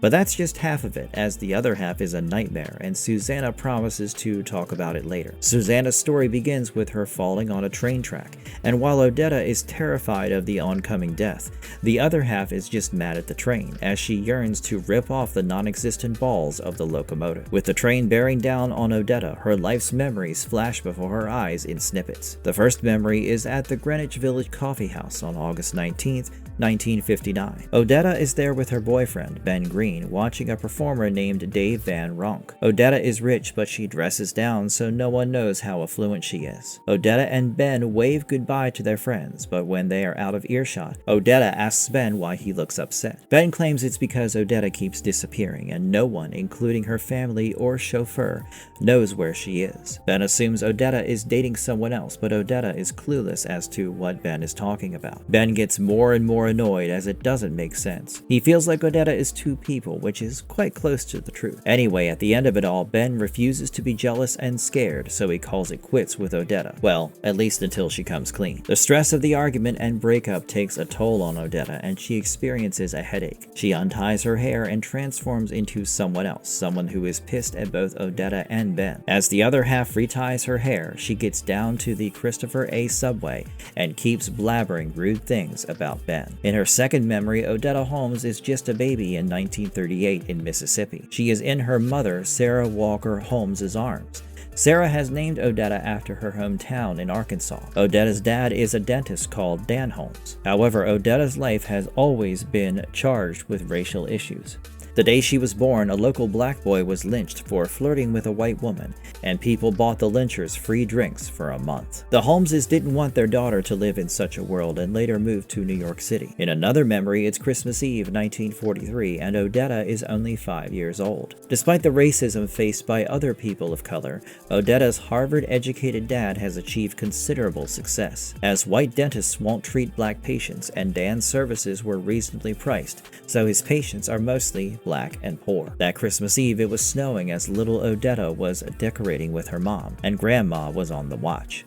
Odetta was eager to open the presents. They are suddenly visited by Jim the mechanic and his family. Earlier, Dan treated Jim for free, and since Jim couldn't pay, Jim brought steak, pie, and a live chicken as payment for the services. After they leave, Odetta, still learning to speak proper English, asks whether they are rich. Sarah replies that her father had patented a capping procedure that has helped them get ahead. Sarah worried about what they would do with so much food, and Grandma Holmes suggests they could give some to the hungry folks at church. The ladies show the chicken to Dan Holmes, and the family spends a warm Christmas evening. Susanna notes that it's how she would like to remember her family before tragedy struck them. Things began to change in 1944 when one day Odetta was flying a kite with her dog, Pimsy, for company. The mailman handed her a letter, and Odetta showed it to her mommy. The letter was a wedding invitation from Sarah's sister, Sophia, who will be getting married in New Jersey. Odetta called Sophia Auntie Blue as she fancied the color. Odetta suggests that they can tell Daddy, but he is currently in a 3-day meeting in Jacksonville. Odetta asks if they can go, and Sarah decides to ask their neighbor for a ride.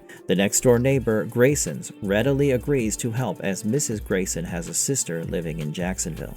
The next day, Sarah and Odetta take a ride with the Graysons, and Odetta brings her doll, Detta, along.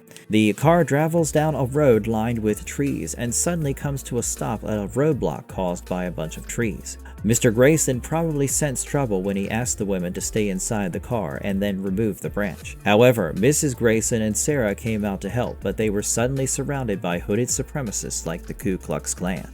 They accused the Graysons of stealing a car, and when Mr. Grayson claimed he had the papers, he was struck by a log. The supremacists also hit Mrs. Grayson, and the leader orders the others to string up Mr. Grayson for riding a fine car. The man's attention now turns to Odetta Holmes, and he starts dragging her away. As Odetta calls for her mama, the man tries to shush her mouth. The man uncannily looks like Martin or the Man in Black. "I've been looking for you, child. Looking for quite some time. My name is Walter," says the man. Walter, or the Man in Black, seemed to be around in every world and every era, trying his best to stop Roland Deschain from forming his quartet. However, Odetta fights back as she bites Walter's hand, and Walter orders the rest of his mates not to laugh. As Sarah pleads with the men, Walter brutally hits little Odetta. "The more quickly I rid Ka of you, the better it will." Walter is unable to finish when somebody else appears. Several men with their mouths covered point their arms at the supremacist. "Back away from the girl very slowly," says the mysterious man. But Walter recognizes the voice as that of Cuthbert Allgood, the gunslinger that he killed in Gilead a long time ago. The Black Warrior introduces himself as Bert Albueno and demands to know what the Ka thing is. Bert's companions notice that the Graysons need immediate medical attention and tend to them, whereas Odetta reunites with her mother and asks if she can drive. Bert introduces himself as part of the League of Gileadites, which has been around since the Civil War, to help the black people in need of protection. Clearly, Cuthbert Allgood also exists in different worlds and with different names and appearances. Odetta rushes to Bert and thanks him for saving their lives. "Never give in, never give up, and never let the Ma-Fa beat you down," says Bert. But Odetta doesn't know what Ma-Fa is, and as long as she doesn't know, the better. Odetta runs back to her mother and worries about what will happen to the bad men. But she needn't worry, as a loud sound of a gun puts an end to that story, while Odetta claims she doesn't remember, as her mind omitted it to protect her. A few days later, we see Dan telling a traumatized Sarah that the Graysons are finally out of danger. But Sarah still worries about Odetta and what the event did to her mind. Old Mrs. Holmes asks Sarah not to worry, as Odetta thinks all of it was a bad dream.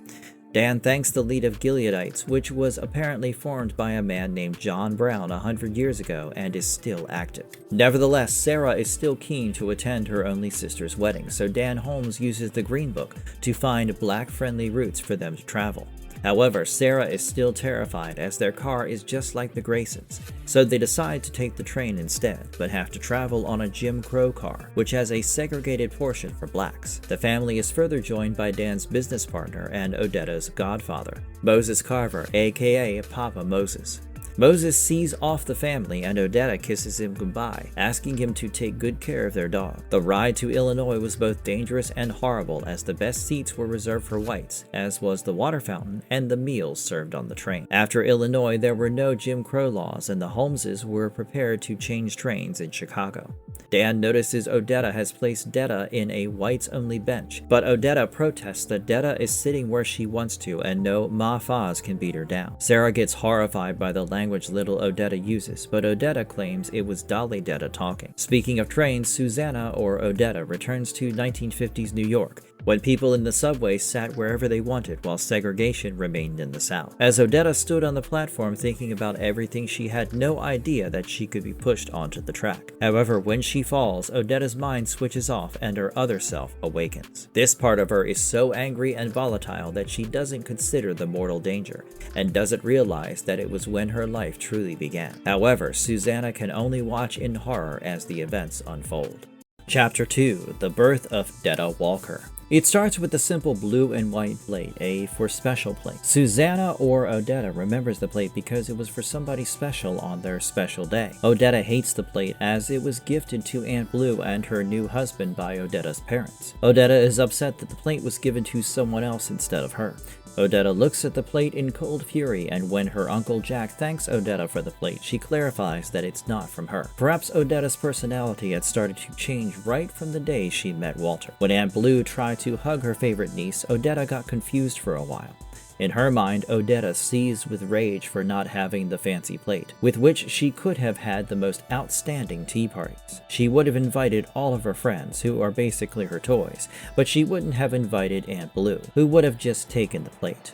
Odetta refuses to go and play with the other children, and as they prepare to leave the next day, her mind remains with the plate. The Holmeses refuse to take a lift from the newlyweds, who are already carrying their luggage, and decide to take a cab to go to the train station. However, when the white cabbie arrives, he notices his passengers are black and drives off, leaving the family stranded. Dan and Sarah pretend it's fine, perfect weather to walk, as they pick up their luggage and decide to go. However, in reality, Dan was mad and Sarah was embarrassed, yet they were afraid to call another taxi in case the same thing happened again. The Holmeses thought it was the safest decision, but as usual, they were wrong. A bespectacled fellow named Jack Mort was keeping an eye on Holmes and somehow knew the family would come by. The man waits by his window as the family approaches the street below his building. Jack drops a brick at Odetta when she is close enough, but the way he describes it appears to be premeditated. As the little girl gets hurt and bleeds, Jack revels in his perfect skills.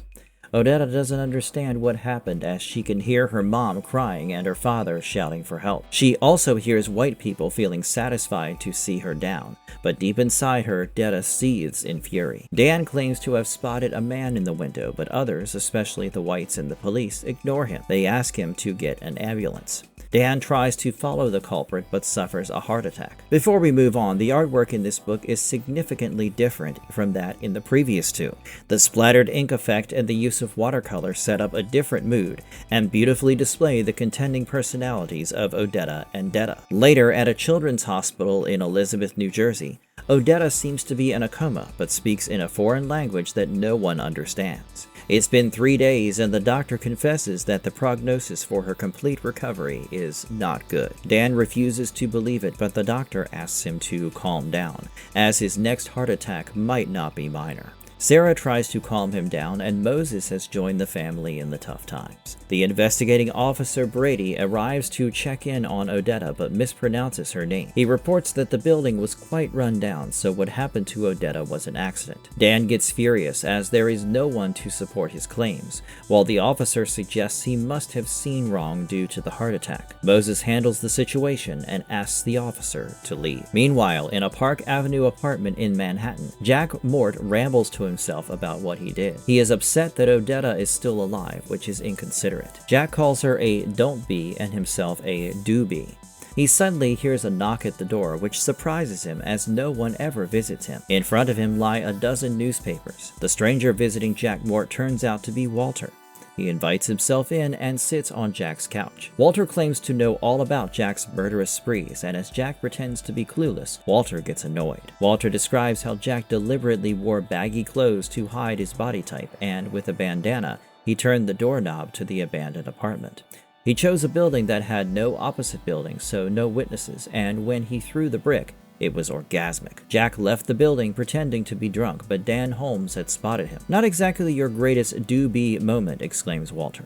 However, this was not the first time Jack had tried to kill an innocent. The newspapers lay proof that once he killed a 22-year-old woman called Elaine Knight by pushing her in front of a bus. He pretended to be a woman while standing behind her. Jack also pretended to be a vagrant. He poisoned a homeless old man and killed several pigeons in the process. He also appeared as a window washer, dropping a bucket on a 52-year-old Indian businessman. As Walter finishes recounting Jack's crimes, Jack assumes Walter is blackmailing him and asks if he wants money. However, that's not what Walter wants. He plays with a bullet and proposes something that apparently Ka wants.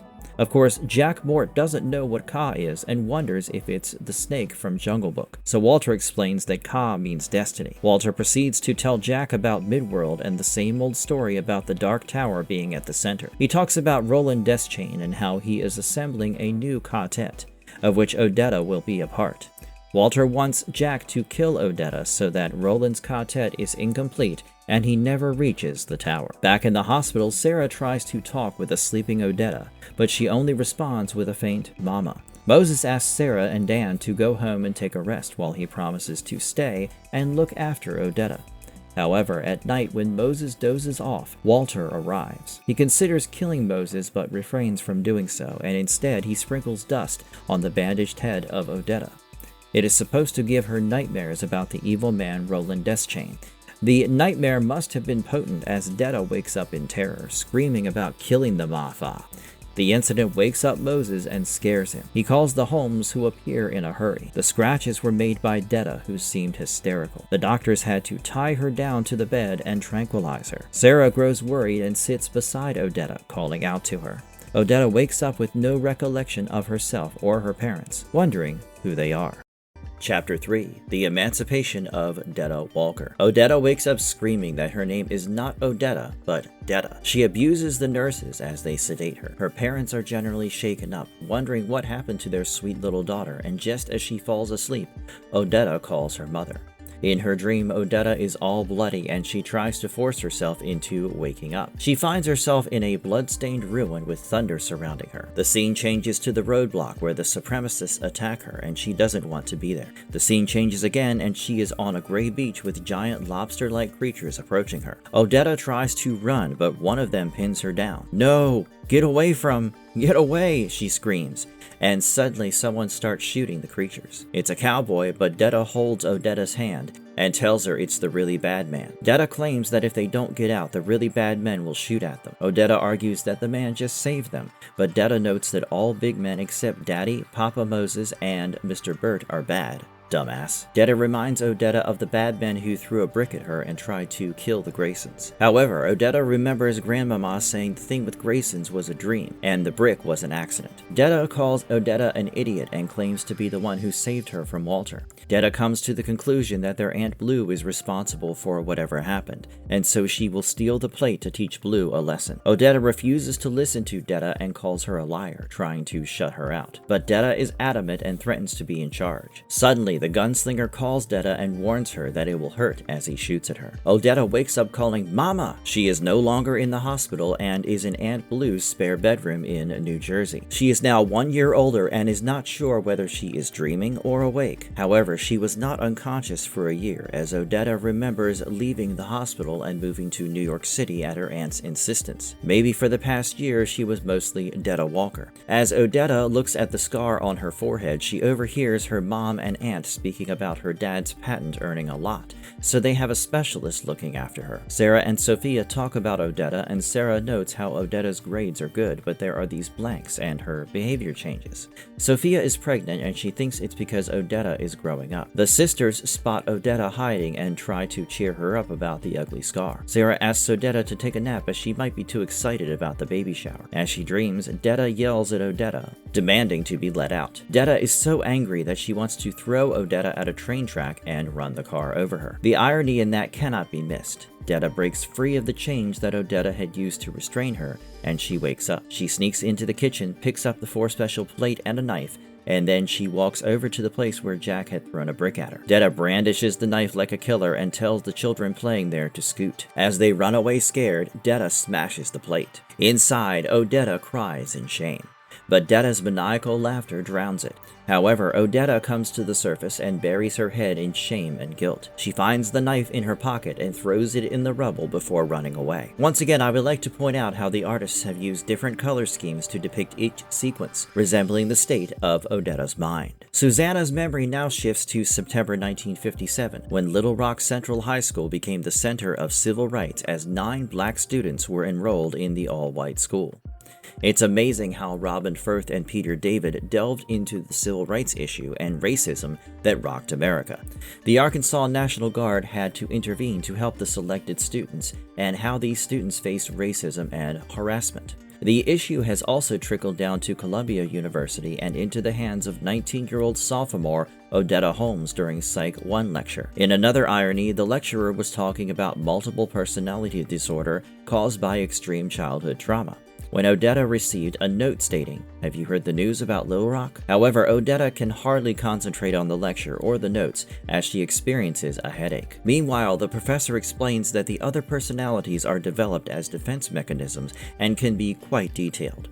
As the information passes through her brain and Odetta, she feels a migraine and she leaves the class. Her friend Cynthia meets her outside and they talk about a girl who was on a long car trip but too embarrassed to tell her friends to stop and pee, so she had her bladder burst and died. The girls laugh about the story, but on a serious note, Cynthia asks Odetta if the migraine is because her mom died. Odetta agrees and Cynthia changes the subject, teasing Odetta about Ben, who definitely has a crush on her. Ben asks Odetta if she is okay and confesses that the note was from him. His cousin Ernest Green is one of the 9 in Little Rock. Ben invites the girls to civil rights movement meetings at Hungry Eye Coffee House, and Odetta accepts. After he leaves, Cynthia teases Odetta for having a thing for Ben, while Odetta shares her interest in the movement. Life seems normal for our girl, but not really, as Detta is biding her time. At night, she is Detta Walker, wearing a very expensive, seductive attire and gaudy jewelry, something Odetta would never approve of. However, Odetta is not aware of that. She goes to a nightclub and dances with a white frat boy,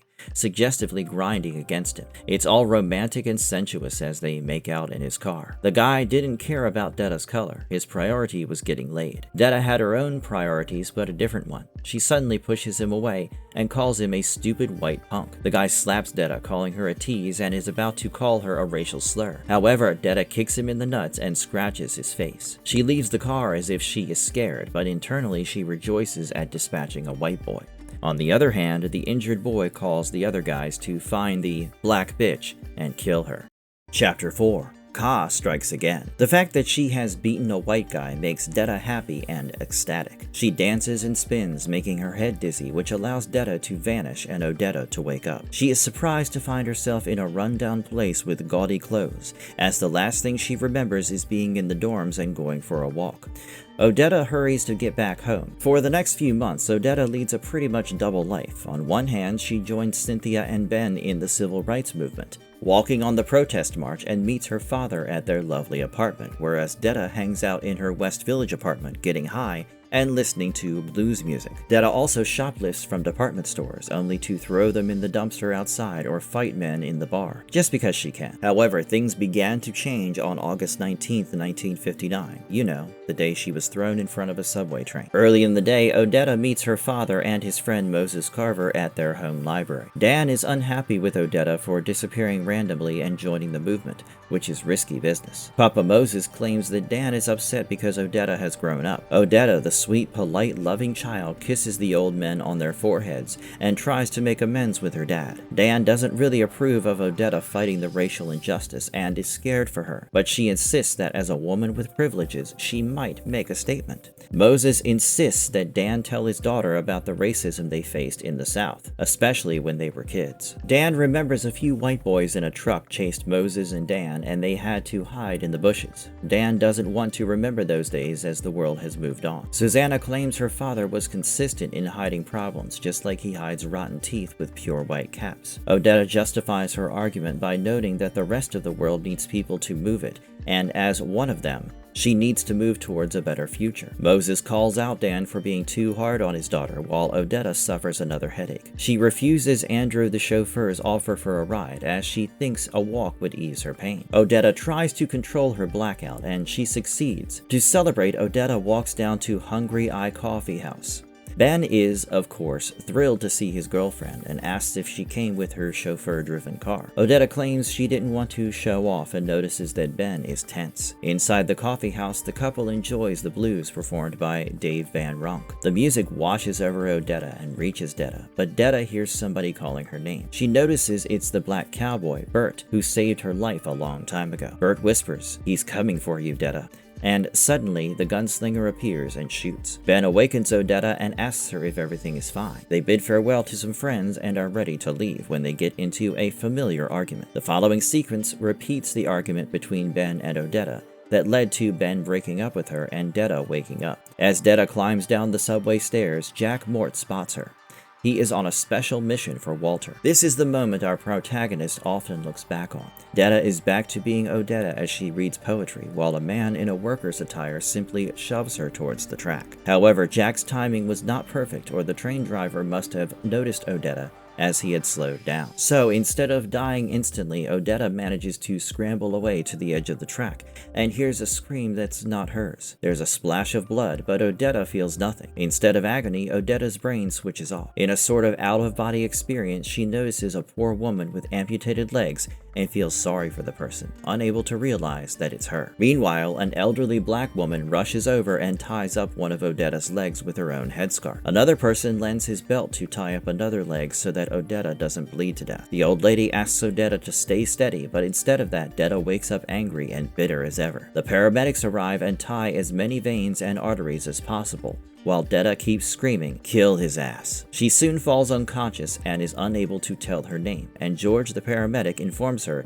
that she is going into cardiac arrest. All while the paramedics treat her, Detta continues to curse. For a moment, Odetta comes around and asks the doctor what happened to her. She pleads that she doesn't want to die and falls asleep, but Detta wakes up screaming obscenities and pulling off the tubes attached to her. The paramedics assume she is schizophrenic and sedate her so that she cannot hurt herself or others. As she starts to fall asleep again, Detta keeps threatening the train and the white man who had pushed her. Now referred to as Jane, Detta, or Odetta, is brought to the hospital, but her vitals start to drop. Will she make it? And if she does, which of her personalities will wake up? To know more, let's move on to the final chapter of the book. Chapter 5. The Pain of Loss. Odetta has been rushed to the hospital after she lost her two legs when she was run over by a train. The doctor comes out of the hospital for a smoke and discusses Jane Doe with another paramedic, Julio. They deduce that Jane is schizophrenic and behaves like two different people. They have treated her wounds and made sure she survives the accident, but Julio notices she needs help and wonders who is going to give it. The doctor claims he did everything he could do for her, but that might not be enough for a traumatized, disabled girl with a split personality disorder. Nevertheless, time waits for no one. Soon it's late spring 1962, and surprisingly, Odetta still believes in God, yet at this moment, she is attending her father's burial ceremony. Odetta has her Papa Moses and other friends or family members by her side. However, Odetta counts how the Lord has taken her mind, her legs, and now her father. After the ceremony, Odetta expresses her displeasure with Reverend Murdoch delivering the service. She claims her father did not trust ministers.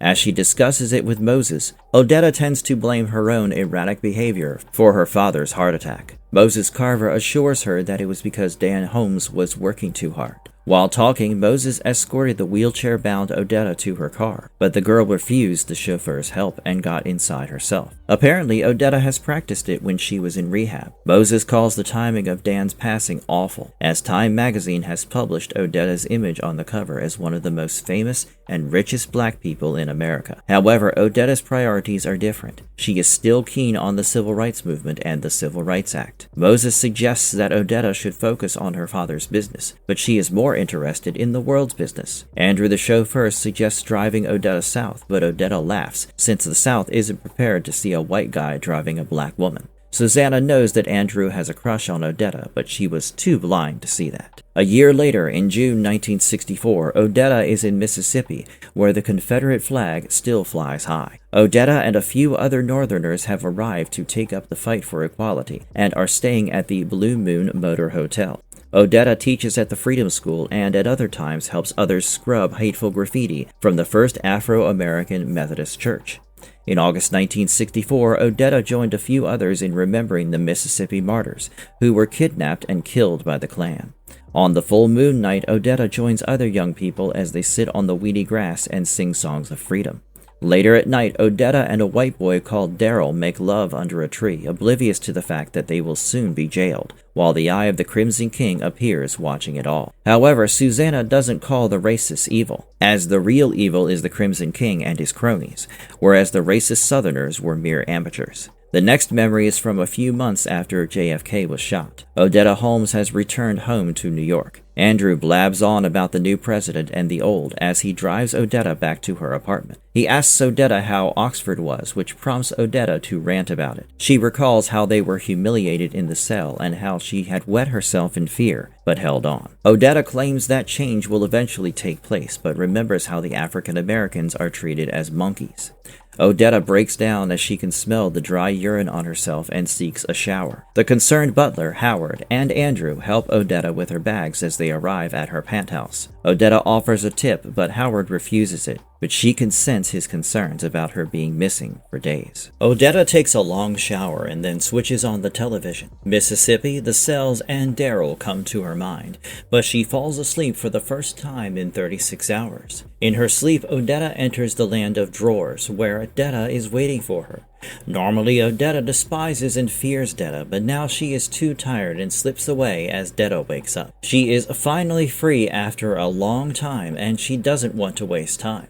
Detta repacks her battered suitcase, wears a lot of jewelry, and prepares to go out. The next day, Detta wheels around Macy's, where she is a familiar face. The staff doesn't like her, but serves her so that they don't come off as racist or unkind to the handicapped. Detta studies a scarf that reminds her of the 4 special plate and decides to buy it with cash. The cashier looks annoyed with Detta, and so she decides to get some revenge. Detta sweeps off a few fake jewels into her bag, but before she could do anything else, her eyes turn white. Detta freezes as somebody else opens the door to the drawers in her mind, where Odetta waits to be let free. It's the really bad man from Detta's false memory. As the gunslinger Roland Deschain reaches for the inner crevices of her mind, Detta screams and yells, asking him to get out. Meanwhile, the cashier alerts the store guard about Detta stealing jewelry. The guard tries to stop her and pursues her as Detta wheels away in agony, asking the gunslinger to get out of her mind. As Detta vanishes into a changing room, the guard follows her and instead finds another woman changing. The other woman calls the guard a pervert, who realizes he can get fired over this. However, the lady he has been looking for is gone, with no trace whatsoever. Detta, or Odetta, is thrown into the drawers and from there into an empty space between worlds called Todash.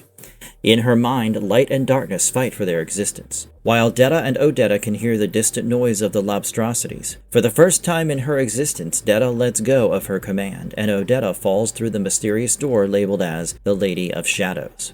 At first, Odetta is disoriented as to where she is and who she is, but her questions change when she notices Eddie Dean holding a knife to Roland Deschain's throat. Odetta demands to know what's going on, but Eddie and Roland don't remember what they were fighting about. Odetta asks Roland about the place, but Eddie answers. He claims that Roland has kidnapped her just as he kidnapped them. Odetta assumes she is still dreaming and she is still in Oxford Town Jail, where a redneck cop might have hit her head with a billy club. Eddie asks if he too is in her coma, and Odetta tells him about Black Bert, who often appears in her dreams. Eddie doesn't have an answer to that, and so he introduces himself and tells her that they are heading for the Dark Tower. "Wanna come?" asks Eddie. "Sure, why not?" answers Odetta, as she doesn't have anything else to do there.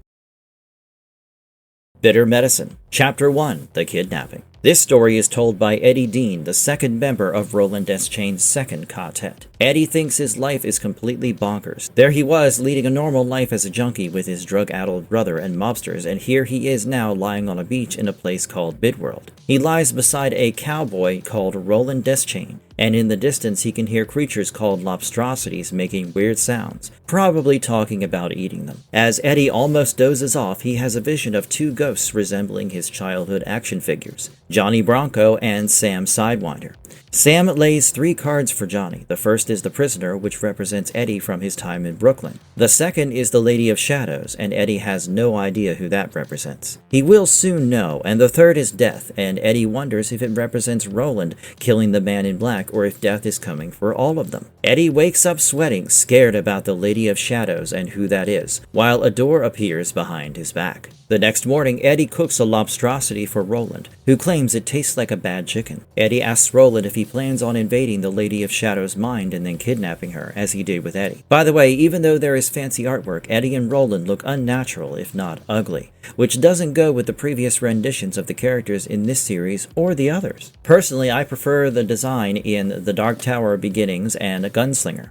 Anyway, coming back to our quaint little beach in Midworld, Roland doesn't think it's kidnapping, but enlisting the quartet for his quest. Eddie insists on joining Roland, assuming he can get a whiff of New York's air, but the gunslinger won't allow him. For one, it might not be a door to Eddie's world, and for the second, Roland knows that all Eddie wants is to get high on drugs. Roland pulls the door open, and through Odetta's eyes they can see the departmental store.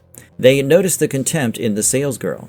Eddie suddenly pulls a gun on Roland and asks if the door would disappear if he shoots Roland. But it would also mean Eddie remaining stuck in Midworld forever. Eddie insists that Roland take him to the city, but Roland won't take him out until they have found the Dark Tower.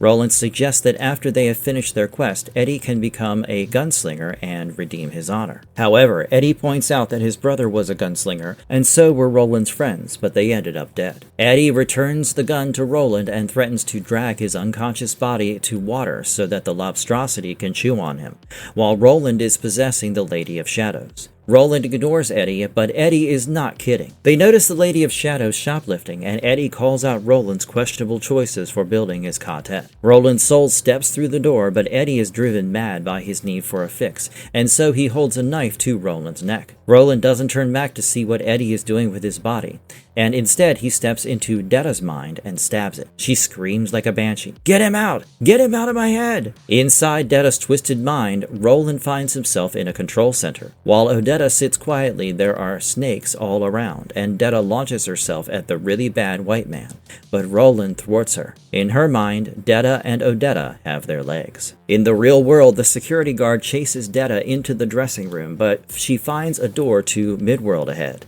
She stares at Eddie holding a knife in one hand and Roland's unconscious body in the other.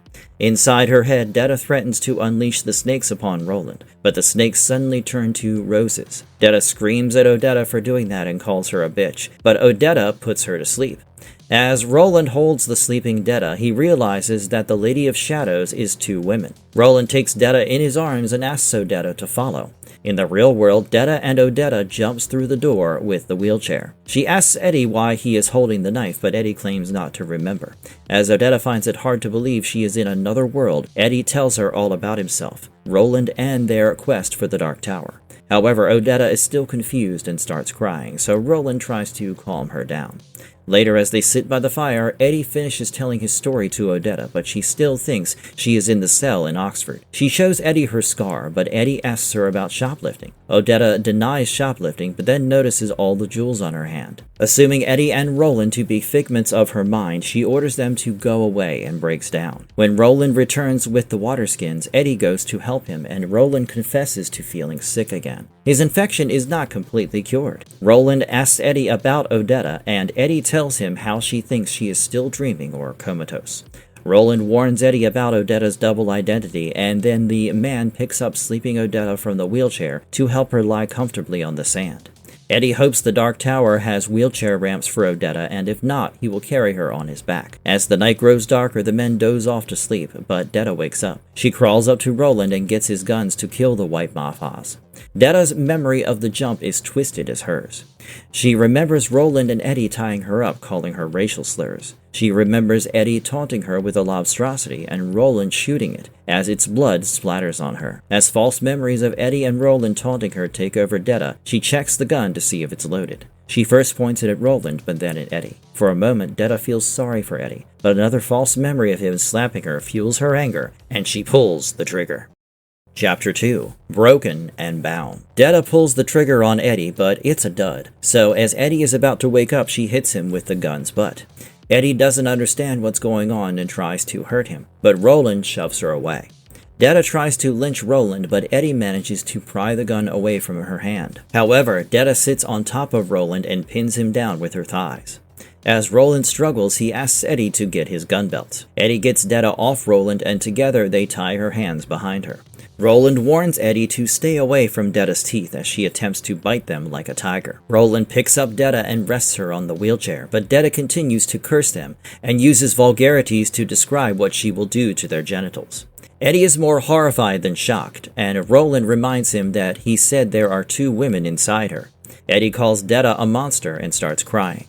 Later, Roland and Eddie sit down to weigh their options. Eddie apologizes for losing it for a moment, and Roland tells him how he had emptied the gun, knowing exactly what Detta might try. Eddie deduces that Odetta is schizophrenic with multiple personalities, and Roland asks how it's dealt with on Earth. But of course, Eddie is no shrink, and so they must find other avenues to sort their little problem. Eddie claims he saw himself through her eyes, while Roland feels that the time he entered her mind was the first time Detta and Odetta met. He wonders if he can bring the 2 of them to battle it out, so if Odetta wins, they will be fine, but if Detta wins, their hope to find the Dark Tower will be lost. Roland and Eddie can't think anymore and go to sleep, and when Eddie wakes up, a good 2 hours have passed. Eddie notices that Roland's condition has worsened, and he is shivering with fever. Eddie hates seeing Odetta all tied up, and Roland decides to release her when she wakes up so they can find their 3rd quartet member. Eddie jokes that with their luck, it would be the notorious Charles Manson. When Detta wakes up, she accuses the men of raping her, but the men ignore her remarks and offer her lobstrosity meat for breakfast. Detta refuses the food, calling it poison. Nevertheless, Eddie starts pushing her wheelchair as they set off looking for the 3rd door. While they walk, mad little Detta switches on the emergency brake and falls headfirst into the sand. Roland and Eddie pick her up, but Detta's head is scarred, and it starts bleeding. Roland notices that Detta is actually afraid of him. He hands Eddie a piece of cloth and asks him to clean Detta's wound with salty seawater. Detta protests, but Eddie does as he is told, and Detta calls out how sick Roland looks. Roland ignores Detta, and after losing a few of her bonds, he makes sure she is unable to reach the emergency brakes. Roland volunteers to push the wheelchair for a while, but Detta keeps herself throwing around on the seat, making it difficult for Roland. Odetta helplessly watches as Detta makes life miserable for the already miserable Roland and Eddie. Roland notices that all of his good bullets got soaked in seawater, and so Eddie uses a rock to kill Lobstrosity for dinner. They eat it in front of Detta, and Eddie offers her some, but she refuses. At night, Eddie and Roland try to get some sleep as there's no way Detta can kill them, but they might be wrong. She lets out a horrible scream to wake them up from slumber, but breaks into maniacal laughter when they wake up. As she keeps screaming horribly, Roland tries to reach out to Odetta deep inside her. Roland requests Odetta to keep Detta in check and stop her from screaming, or he will have to gag her. As Roland's pleas reach Odetta, Detta becomes scared and asks Roland to quit. Roland doesn't, but Detta does not dare to wake up the men for the rest of the night. Perhaps she wanted to conserve her voice or was afraid of Roland, but Eddie thinks he was the one who managed to shut her up. The next morning, when Eddie wakes up, Detta tells him that Roland has died, and Eddie is horrified. However, he finds Roland in a worse condition as the blood poisoning has reached Roland's face, and from the looks of it, he is dying. Roland claims that Detta is not the first to assume he has died, and the trio sets out again to find the final door. Detta suddenly asks them to stop as she feels sick. Eddie ignores her and makes snide comments, but Detta is serious, so Roland asks him to stop. Detta convulses as she fights internally with Odetta, who seems to be coming around. When she opens her eyes, it's Odetta who seems to think she had fainted and Eddie had to tie her up. On the other hand, as Eddie looks over to Roland, the gunslinger suddenly collapses. Chapter 3. Love and Sickness. As Eddie holds Roland and tries to get him up, his face shows fear. It's probably because Roland is his only friend in Midworld or his only ticket back to his own world. However, Roland has other concerns.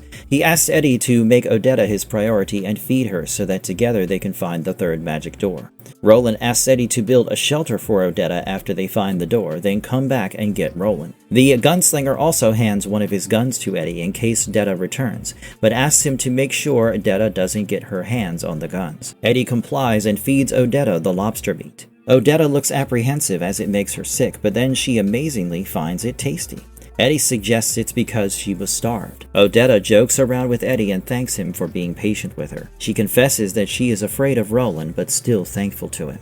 Eddie holds Odetta's hand and promises they will not hurt her, and then he kisses her. As Eddie pushes Odetta's wheelchair across the beach, he tells her the plan to find the third door. Odetta guides him through the sand traps and stones, while Eddie avoids mentioning Detta. During sundown, Eddie halts to make camp and cook another meal of the lobstrosity, and Odetta looks forward to it. She makes short conversation, asking why Roland doesn't trust her, but Eddie lies. As they sit by the fire, Odetta recites a poem and wishes to be with Eddie. She cries in happiness, maybe because she has finally found someone devoted to her, someone non-judgmental and a rather peaceful world compared to the Earth's politics. Eddie and Odetta make love under the moonlight, and when the dawn comes, they are ready to race through the sand.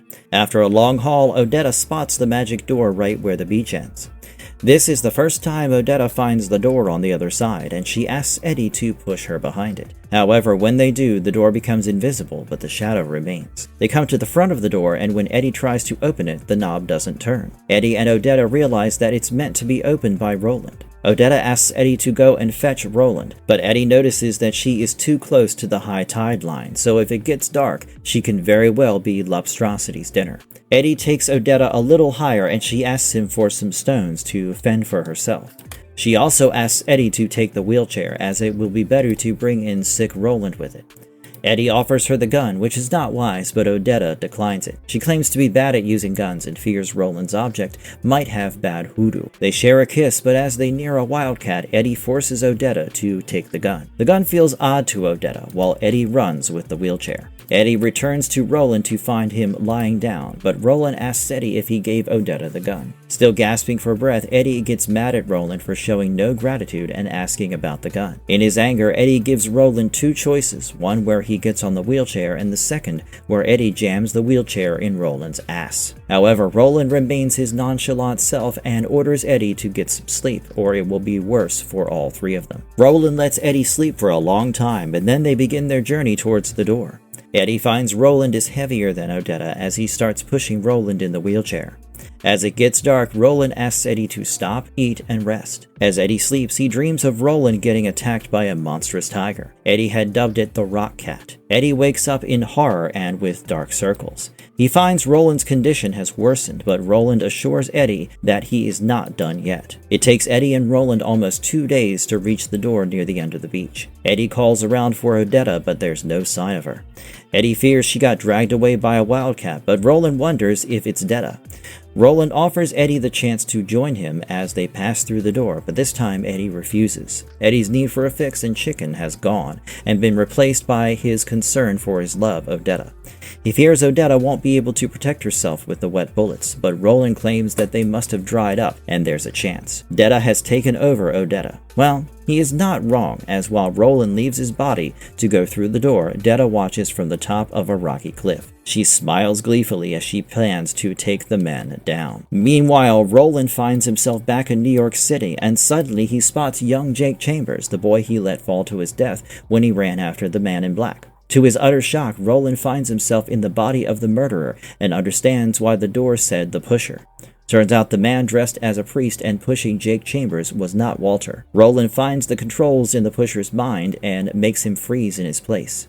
As Roland crumbles and faints, the murderer feels a bug on his back. He loses sight of Jake Chambers. Apparently, the pusher was following Jake for 2 weeks. When Roland comes around, he finds the murderer's mind is cluttered with stories of his success in killing others. He learns that Odetta was one of the victims, which proves that the pusher is Jack Mort, who is probably still working under Walter. Roland deduces that the murderer is working for Walter and the Crimson King, trying to wipe out his second quartet. The clutter in Jack's mind shows his conversation with Walter. Back on the beach, Eddie still keeps looking for his beloved Odetta, calling out to her, while Detta hides behind his back. Exhausted from his search, Eddie lies down beside Roland's unconscious body with the hope that when he wakes up, he will find Odetta. However, as he sleeps, Detta drops a rope to kill Eddie and Roland.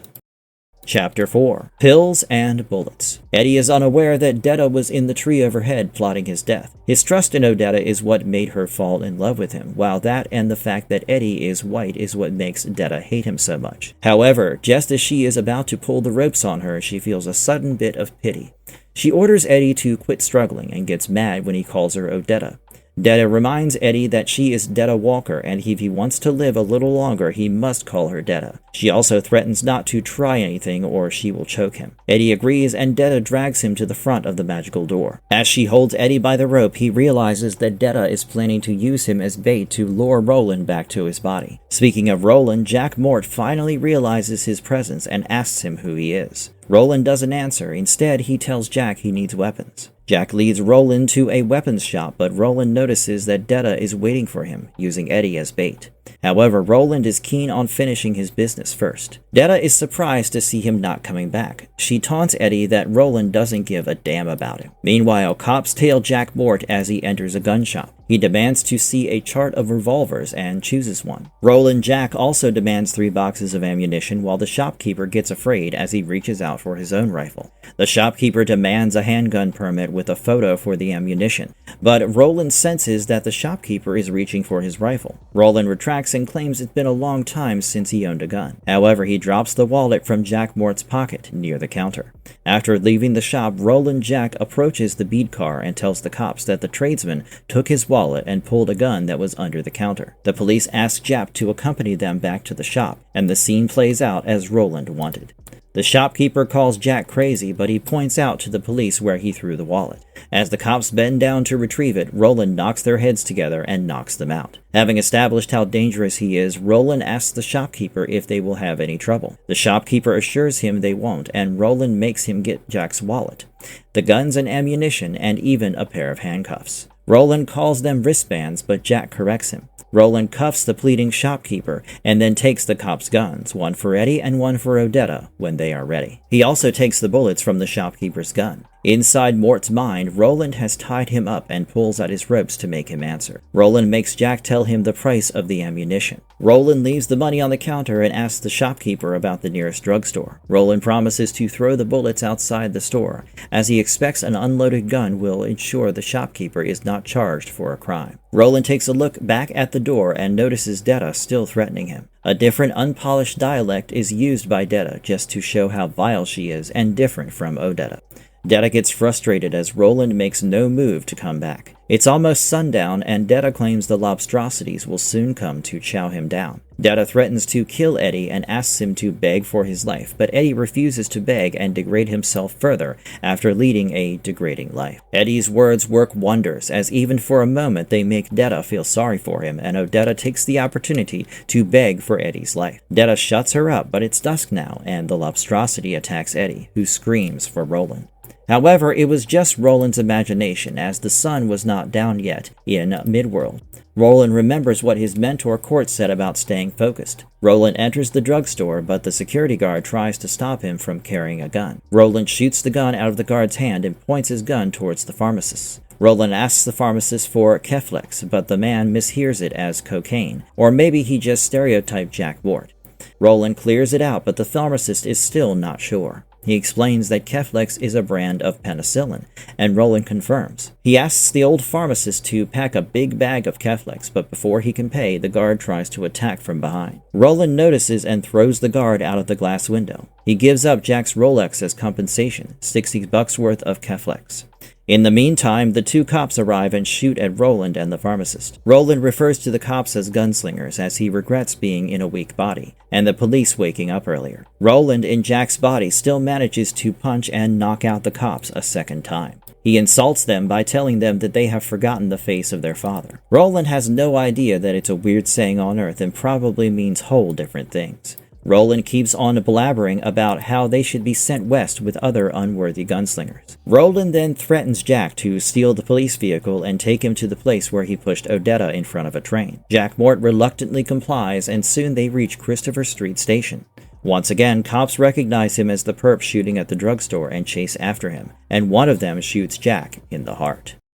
Chapter 5. The Pusher and the Savior. Trapped in Detta's mind, Odetta watches the Roland-occupied body of Mort lying on the subway station platform. Unfortunately, she cannot enjoy the moment as she is screaming for release so that Eddie can be saved. The people on the platform scoot while Jack complains to Roland for killing him. Jack realizes he is on fire, and Roland tells him that it's from the pocket lighter that took the bullet and saved his life. The cops approach the body to look at the fire and call for a fire extinguisher, but the possessed Jack Mort kicks them and calls them sloppy. Roland again starts ranting about the cops being poor and unworthy gunslingers. Roland shoots a gun out of a cop's hand, but now Jack is engulfed in fire, and in Roland's head he screams, "I'm on fire! I'm on fire!" While Roland replies, "Good." Roland is ready to avenge Odetta as he reaches the turnstile and then tosses the guns aside. Odetta assumes it was very hard for a gunslinger. He then takes off his clothes as he watches the distant light of the oncoming train. Jack might be a perv, as when he undoes his pants, he could be seen wearing pink frilly women's underwear. Roland stuffs the pants with bullet boxes and penicillin. All this while, Jack's body is still on fire. Roland makes him jump over the turnstile and runs through the platform towards the track. Roland calls out to Odetta to look through the door and then jumps on the track. The onlooking passengers fail to grab him, and in his mind, Jack pleads with Roland, "Put me out! Put me out!" However, Roland replies that he ought to burn, but being run over will be more merciful than he deserves. As he jumps, Roland calls out to both Odetta Holmes and Detta Walker. Jack Mort earns a fitting end, and for the first time, Roland notices the two faces of Detta and Odetta together. This is what Roland wanted and meant when he said that he wanted Detta and Odetta to face each other to fight. As the two personalities look at themselves through Roland's eyes, they realize what has happened to them. However, they also feel torn apart. Meanwhile, Roland wakes up in his own body in Midworld right on time to save Eddie from being Lobstrosity's dinner. Roland drags him away from the creatures so as not to waste ammunition. The knots strangle Eddie, who assumes the creatures got his legs. Surrounded by 3 giant lobsters, Eddie and Roland wonder if it's the end, and then Roland raises his hand to kill the creatures. On the other hand, the fight between Detta and Odetta continues. Odetta comes to understand that Detta is not real and was created by the falling brick, while Detta continues to scream obscenities and spit on Odetta. She realizes that they won't be able to survive without each other, and trying to kill each other would lead to Roland and Eddie dying.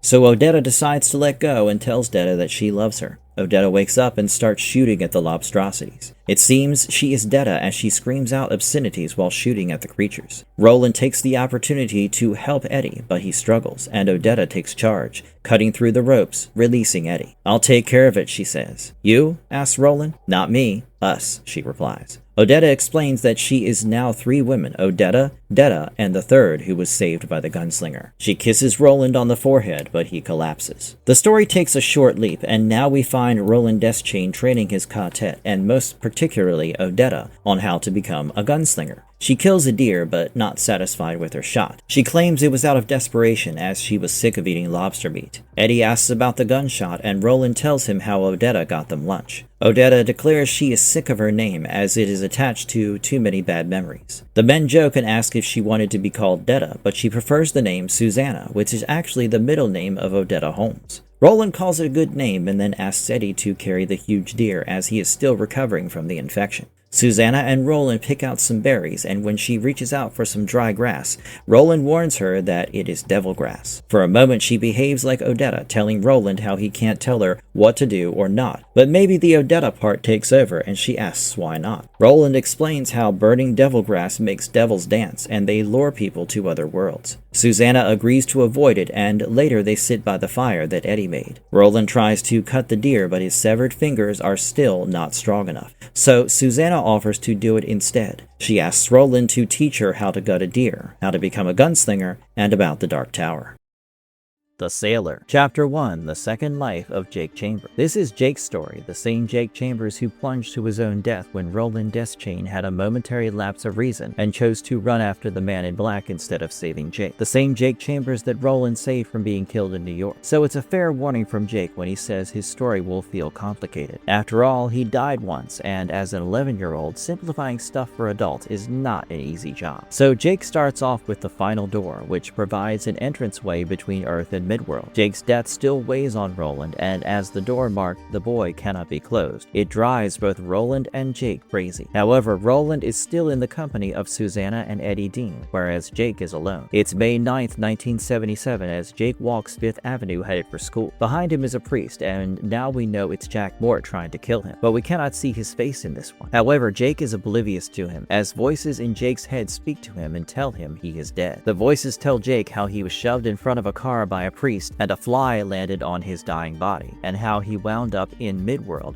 at the way station beside Roland. Jake now takes the story further back to when he was 4. His mom reads him a rather morbid poem about flies dying and tigers before bed. She bids him goodnight, but scared little Jake is unable to sleep as monstrous flies and tigers haunt him. Jake's mom, Laurie, returns to the drawing room only to find her husband watching curvaceous women on TV and drink. Laurie swallows some Valium before taking a drink and complains about a hard day. Jake's dad asks if it's due to shopping, but Laurie claims it's because of fundraising for her art group. Mr. Chambers complains that he had to fire somebody for using cocaine, and Laurie asks if it was because he did not share. As they chat, Mrs. Shaw approaches them, ready to clock off, and Mrs. Chambers asks her if she could prepare a snack for Jake for the next day. They are suddenly startled when Jake screams, and the husband and wife start arguing about who will attend to Jake. Mrs. Shaw volunteers and approaches Jake, who has dreamt about the tiger and the death fly, competing about who will kill Jake. Mrs. Shaw endearingly calls Jake Bama and tells him it's all in his head. She takes him to the kitchen and offers him a glass of milk and some well-prepared snacks. Jake didn't receive the right care and love from his parents, so when Mrs. Shaw tucked him to bed, he called her mommy, but the housekeeper corrected him. Jake liked to pretend Mrs. Shaw was his mommy, and he dreamt that his parents had died and Mrs. Shaw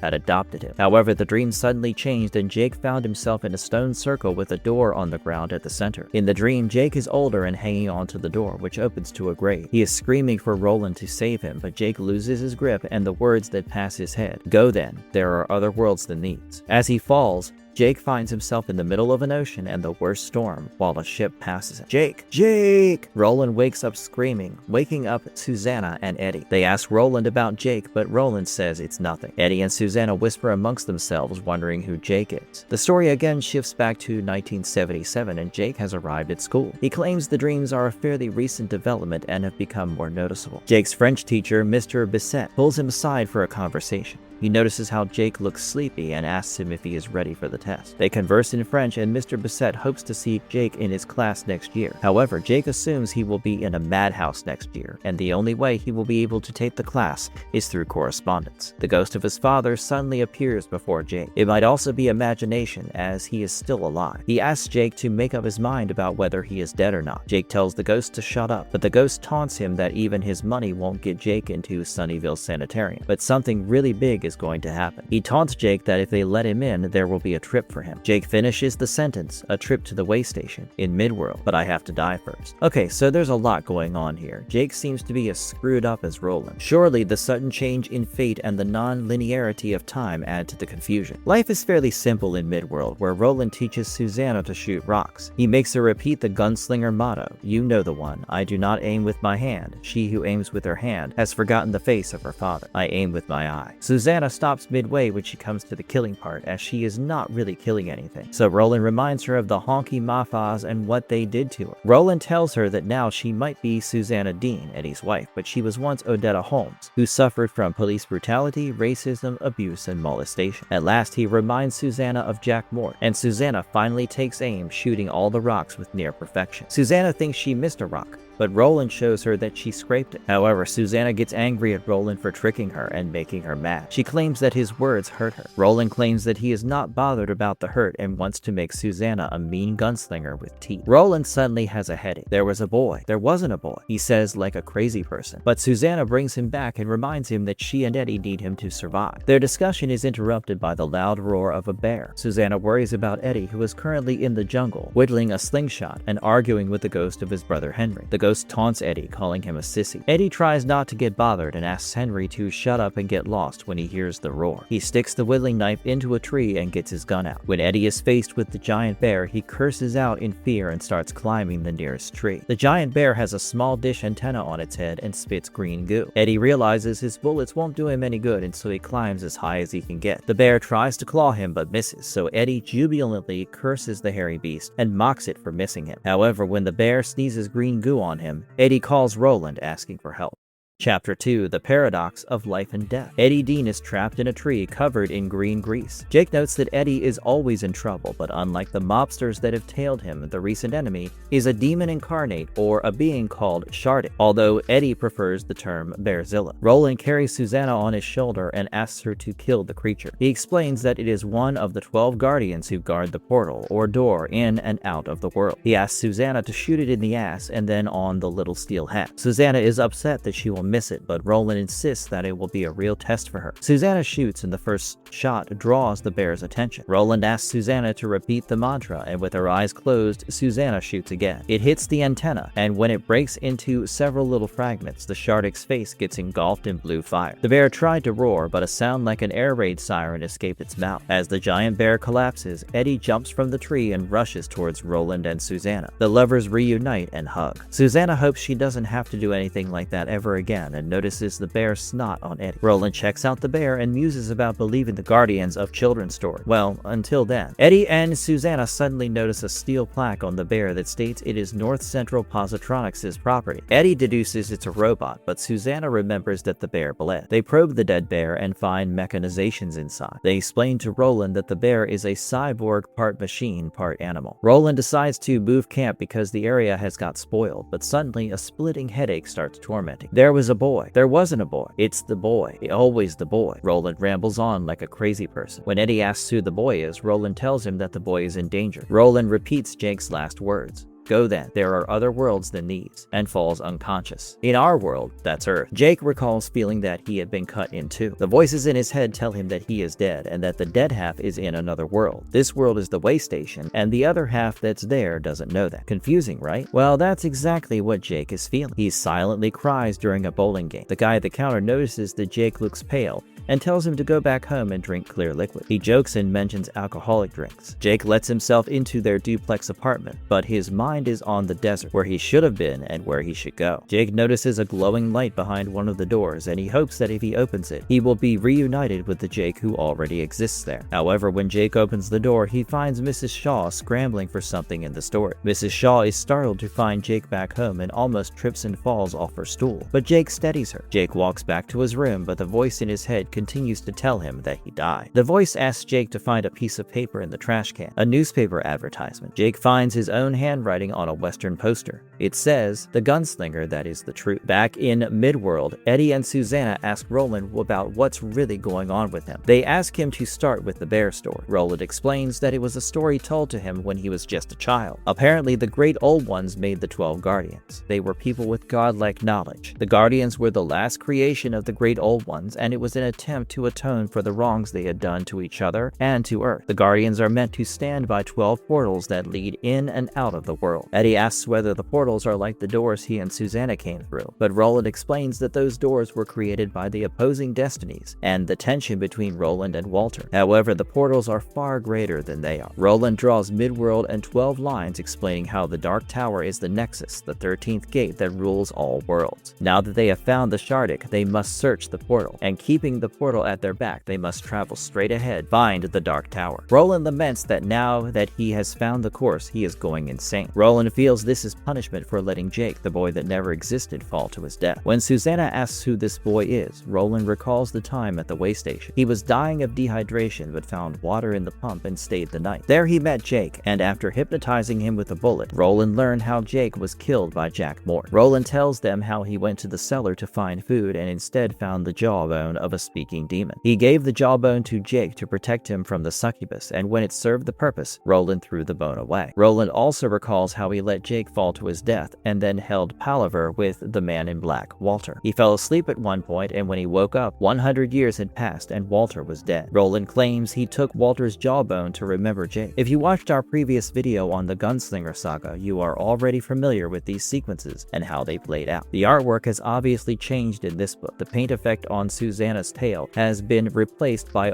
bold outlines and angular faces. Roland continues about how he took over Mort's body and saved Jake, but instead created a paradox, negating the history between Jake and Roland. As Roland finishes, Eddie points out that it should be a good thing that Roland saved Jake, but Roland tells Eddie that he has only delayed Jake's eventual return to Midworld, and instead subjected him to delusions and mental distress. Meanwhile, Jake is singing in the school choir. The principal tells the students that it's finals week and to put their best foot forward, but Jake has other plans. He decides to give up and let the storm carry him away. As he heads for the exams, Jake thinks about how much he hates the school and his life in New York. In his class, the teacher asks the students to submit their final English essay, but Jake doesn't remember writing it. Instead, he has a note with the heading, "My Understanding of Truth," which has the following points. The gunslinger is the truth. Roland is the truth. The prisoner is the truth. The Lady of Shadows is the truth. Roland let me die. That is the truth. And at the end of the page is a picture of a tower surrounded by roses. Jake holds his head in horror and believes that he has finally lost his mind, and the people will be able to tell. Roland holds his head in the same manner and explains to Eddie that his memory has actually doubled. Eddie draws a few lines to depict the memories, asks Roland to build a stockade to block off the double memories, and tells him he hallucinated. Roland tells them it was no hallucination and throws Walter's jawbone into the fire. The jawbone suddenly turns into a key and then a rose while a voice speaks. First the key, then the rose. Behold, behold the opening of the way to the tower. Chapter 3. The Key and the Rose. The jawbone sparks magic and explodes. Susanna screams, Roland shields his face, and Eddie notices the shape of a key in the flame. Roland claims he was ordered by a voice to do it. It was the voice of all his fathers, and when one hears such a voice, there is no other choice but to obey. Anyhow, the entire event of the day and the stories have exhausted Roland and his quartet, so Roland orders them to sleep, but the key hangs in Eddie's mind, and he draws it on the stand. Eddie and Susanna wake up to the sound of Roland crying in his sleep, but decide not to bother him, hoping he doesn't kill them in his sleep. As Eddie and Susanna spoon and sleep, Jake looks at them through his school's closet door. The English teacher calls out Jake by his name, but Jake asks her what she can see in the closet. The teacher sees nothing, and the kids in his class make fun of Jake. However, Jake is not bothered by that, as he has bigger things to worry about. For instance, his final essay that he must submit. Jake notices that he has written a weird cryptic poem that will definitely get him diagnosed as insane. I already have the first half of the poem in the previous chapter, so the rest of it goes like, when is a door not a door? When it's ajar, and that is the truth. Blaine is a pain, and that is the truth. I'm pretty sure that Blaine is dangerous, and that is the truth. What has 4 wheels and fly? A garbage truck, and that is the truth. I want to go back, and that is the truth. I'll go crazy if I don't go back, and that is the truth. Choo-choo, and that is the truth. Choo-choo, choo-choo, choo-choo. I am afraid. That is the truth. Jake believes this essay will land him in Sunnyvale Sanatorium, and he has a vivid imagination of his teachers speaking with his parents, asking them if Jake has access to prescription drugs. Back in his reality, Jake hears the teacher talk about the summer reading Catcher in the Rye. The teacher notices Jake is distracted, and Jake asks if he can step outside for a moment. This is code for have to pee, and so the classmates make fun of Jake again. While Jake roams through the corridor, the voices in his head continue to bicker about being dead. Jake suddenly notices the door to the girl's lavatory glowing green, and he is sure it opens to the Midworld forest. However, when he opens it, Jake finds Belinda Stevens trying to to pop her zit. Jake shuts it quickly before Belinda can respond. As he leaves the school premises, no one notices him, which speaks volumes about the private school's security. Jake comes to appreciate the weather and the surroundings. He notices a food joint named the Manhattan Restaurant for the Mind. Jake enters what turns out to be a book cafe. He is amazed by the place that serves books as meals along with coffee and pastries. Jake notices a children's book labeled Charlie the Choo Choo by Beryl Evans. Jake wonders if it's a clue but chooses to ignore it and picks up the book. He wonders what his parents will say when they find him with a children's book, and then Jake picks up a riddle book called Riddle-Dee-Dum. The first riddle is, when is a door not a door? And it's obviously a clue. A fat man and another older man have been playing chess. The fat man introduces himself as the owner of Calvin Tower and answers the riddle. In return, Jake asks him a riddle, but Calvin cannot answer it. The other old man, Aaron, laughs as he recalls the riddle is from the Bible. Jake asks if the books he chose are for sale, and Calvin tells Jake that the book Charlie is worth 12, but he will let Jake have it for 7 and taxes. Aaron calls Calvin a thief, and Calvin agrees to give the riddle book for free. Jake leaves the shop happy, but then he hears a strange voice calling out to him. However, this voice is not from inside Jake's head, but outside. Jake follows the sound and runs after it. He almost gets hit by a car, and then he jumps over trolleys. Jake believes the voice is guiding him towards the door to Midworld or the deli, Tom and Jerry's. However, Jake doesn't find the deli where it should be and instead finds a wooden fence with a no trespassing sign and another riddle about a turtle. Jake again hears the voice and wonders if it's God Almighty. He jumps over the fence and lands on scrap wood and merely avoids stepping on a pile of broken glass. Jake almost twisted his ankles and got bruises. When he finally looks, Jake notices several ghosts, and they represent people from Roland's old quartet. Jake also notices Roland, but he needs to know who is speaking to him. The voice says, I am the voice of yes, the voice of white, the voice of always. Jake notices a signboard stating the location will be transformed to build the Turtle Bay luxury condominium, while Tom and Jerry's artistic deli party platters will be their specialty. Jake falls to the ground and notices the voice is coming from a glowing rose that has grown in the barren land. A key lies in front of the rose, but the rose looks sick as a worm eats away its center. Jake believes the key can fix the rose and picks it up, but he faints. When he wakes up, Jake finds his head bleeding. He had fallen on a brick. Jake remembers leaving school and being called by the rose. However, he must get back, as by now his father must have called the cops. Jake gathers his books and the key before leaping out. He promises to be back to save the rose, provided he is not sent to the sanatorium. On the other hand, Eddie dreams of saving Jake, and suddenly he is Jake, wearing Jake's uniform and in New York City. At a store called Reflections of You, Eddie sees his younger self and Jake holding a book called You Can't Go Home Again. Eddie notices a house of cards through a shop's window and a beggar who looks like Enrico Balazar. Eddie realizes he is dreaming, but how can he get out of it? At Tom and Jerry's deli, he is confronted by Jack Andolini. Half of Andolini's face seems to be burned, and Eddie wonders how he is alive after the lobstrosities ate him. Andolini asks Eddie to get through the deli's door and tells him not to worry as he has the key. For a moment, Andolini speaks like the lobstrosities. Eddie notices he possesses the key and uses it to unlock the door. As he opens the door, Eddie finds the Dark Tower and the Field of Roses. He is mesmerized by it, but then suddenly everything turns dark, and Eddie finds himself stuck in its shadow. Eddie wakes up to the sound of a warning, and Roland tells him that it's from the Bear's nuclear batteries, which are melting down. If they explode, it will be a catastrophe for Midworld and the end of the journey to find the Dark Tower.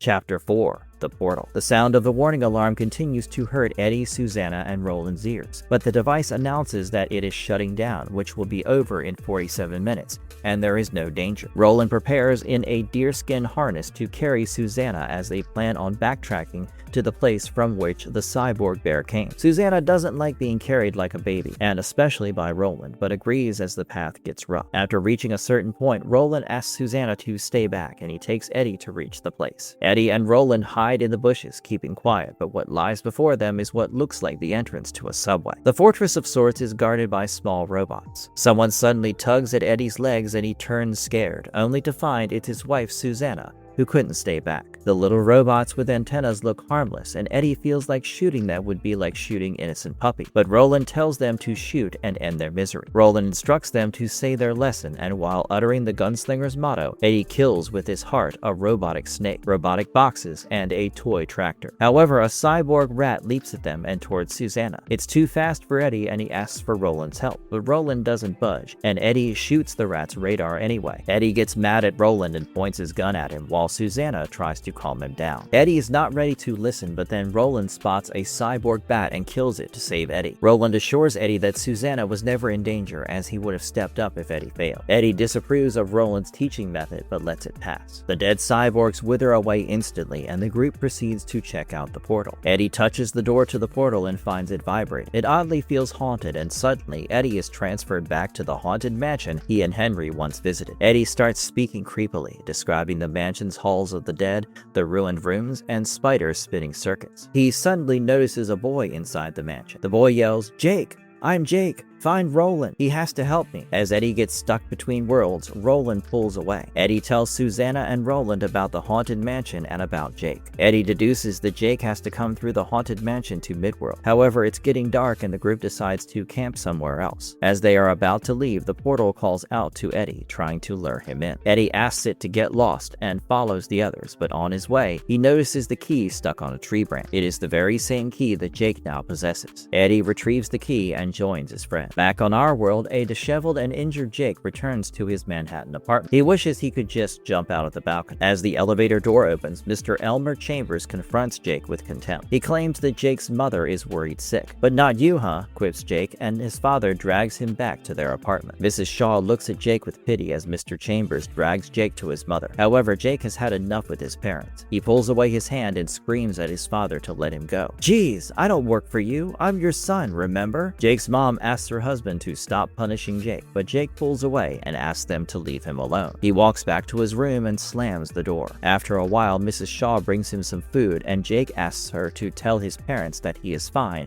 and just worried about redoing his English essay. Mrs. Shaw gives Jake a letter that his French teacher, Mr. Bassett, has dropped off. In that letter, Mr. Bassett has expressed his concern with Jake's well-being and assured him that postponement can be arranged if he is feeling too pressured. He has also attached Jake's grade on the English essay. Jake rolls out laughing when he finds that he has got an A. Mrs. Shaw leaves and Jake rejoices at having the best worst day. Sometime later, Jake is looking at a flyer from the Majestic Theater when his parents drop in. Laurie makes a drunk Elmer apologize to Jake for how he behaved. Jake makes up with his parents and wonders what they would say if he told them about the voices in his head and the key. As Jake holds the key, the voices in his head are gone and Jake falls asleep that way. In his dream, Jake arrives at the forest where Roland, Eddie, and Susanna come to face the bear with the snot. Jake finds the portal door and finds a 13-year-old Eddie Dean playing basketball. Eddie's t-shirt has an iconic quote, "Never a dull moment in Midworld." And let me tell you, that is the truth. Eddie and Jake play basketball, and Eddie tells Jake how Roland has been miserable just like Jake. Eddie calls himself Jake's guide and says that he will show Jake the portal to Midworld. Eddie warns Jake that when they meet in the real waking world, Eddie will be with his brother Henry. Eddie asks Jake not to let Henry notice him and take the subway to Co-op City. As Eddie starts vanishing through the door, Jake starts to freak out, but Eddie assures him that he will find Eddie the same way that he found the rose and the key. Eddie tells Jake to find him around 3 o'clock and warns him not to step on the robots, as they might not be completely dead. As Eddie vanishes, Jake trips on the robots and skins his knee. When Jake wakes up, he finds his knee's skinned. One more proof that the dream was real. Jake packs up a bag with the things he needs, including the 2 books, Charlie the Choo Choo and Riddle-de-Dum. Lastly, Jake picks up his dad's .44 caliber, the Corsage, for his trip to Midworld.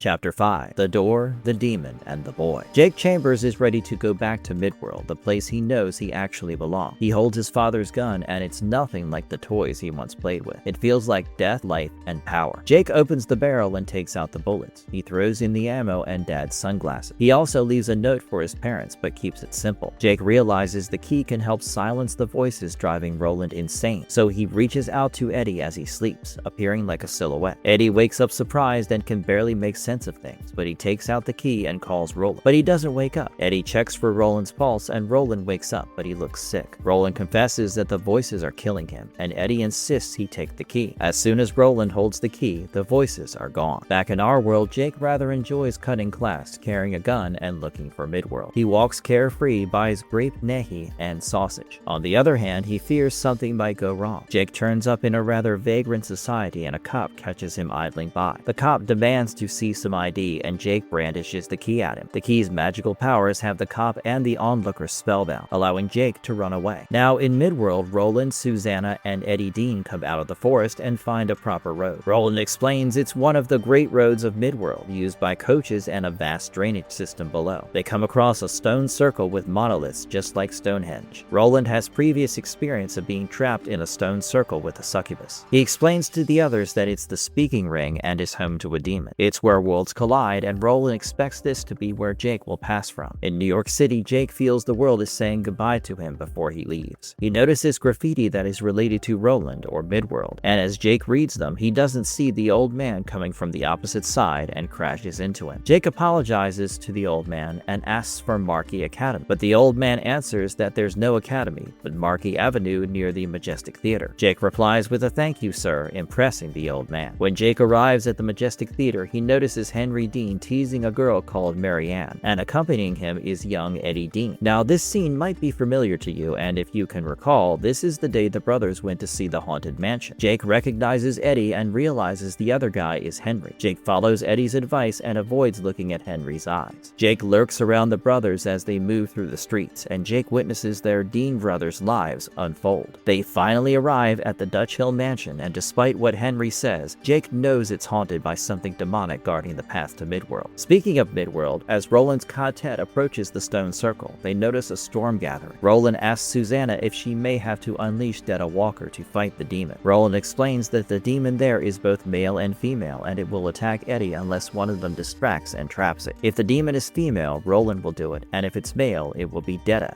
aka Susanna's task. Eddie enters the stone circle and realizes a monster is waiting for Jake. He tells Roland that there is both a demon and a monster guarding the door that Jake must take, and the monster is just waking up. Soon, Susanna notices the demon, and Roland orders Eddie to stand true. Eddie promises to stand until the demon knocks him down, as he can feel the crazy little Jake coming. Susanna leaps at the demon, holding it. Meanwhile, Jake trespasses into the haunted mansion, which seems to be rotting but still standing guard. Just like Eddie's creepy poem, hundreds of spiders attack Jake, whereas Eddie takes a stick and starts drawing the door on the ground. Outside the stone circle, Roland guides Susanna into trapping the demon with her mind. Back at the mansion, Jake escapes the clutches of the spiders and finds the door marked "The Boy" at the end of an eerie corridor. Just as he is about to go for the door, the monster shows its presence. Jake wonders if the key can stop it and takes it out, but accidentally drops it into the floorboard. Simultaneously, it starts to rain in Midworld, and Roland shuts the door with his clothes so that the drawing of the door is not washed out. On the other hand, Susanna pins down the demon, holding it. Eddie notices his imperfect drawing as it now manifests into a door, but he also notices that Jake has dropped the key. While the monster emerges from behind him, Jake tries to get the key. Eddie guides Jake, who succeeds in retrieving the key. The mansion is probably the monster, as hands grow out of the walls and grab Jake's hand, but Jake frees himself. Jake unlocks the door and opens it, but the passageway to Eddie's door is filled with dirt. Eddie tries to open the door from the other side but is unable to. He realizes the key is imperfect. While Roland helps Susanna to hold on, Eddie whittles the key to make it fit. Meanwhile, Jake fights the monster that tries to grab him. Eddie manages to open the door but finds the gargantuan monster holds Jake in its fist. Roland tells Susanna to let go, and Roland rides the demon to enter through the door. The demon heads straight for the monster's mouth, which releases Jake. Jake Chambers rushes up to Roland Deschain and hugs him in what we call a long-awaited reunion. Roland runs with Jake, and Eddie helps them out of the door. Once they are out, Eddie slams the door shut. Roland's quartet is now complete, and it's time for a team-up. Jake asks Roland, "You won't let me drop this time?" "No, not this time, not ever again," replies Roland, as the Dark Tower now awaits them. As a conclusion to the Dark Tower comics, the drawing of the three is a promising tale of individuals fighting back against bad luck and society. The stories are riveting, and so are the characters, but what truly matters is the artwork, especially the ones in Lady of Shadows and Bitter Medicine. We surely didn't want the series to end, but with Roland's quartet finally complete, there might be stories left to tell.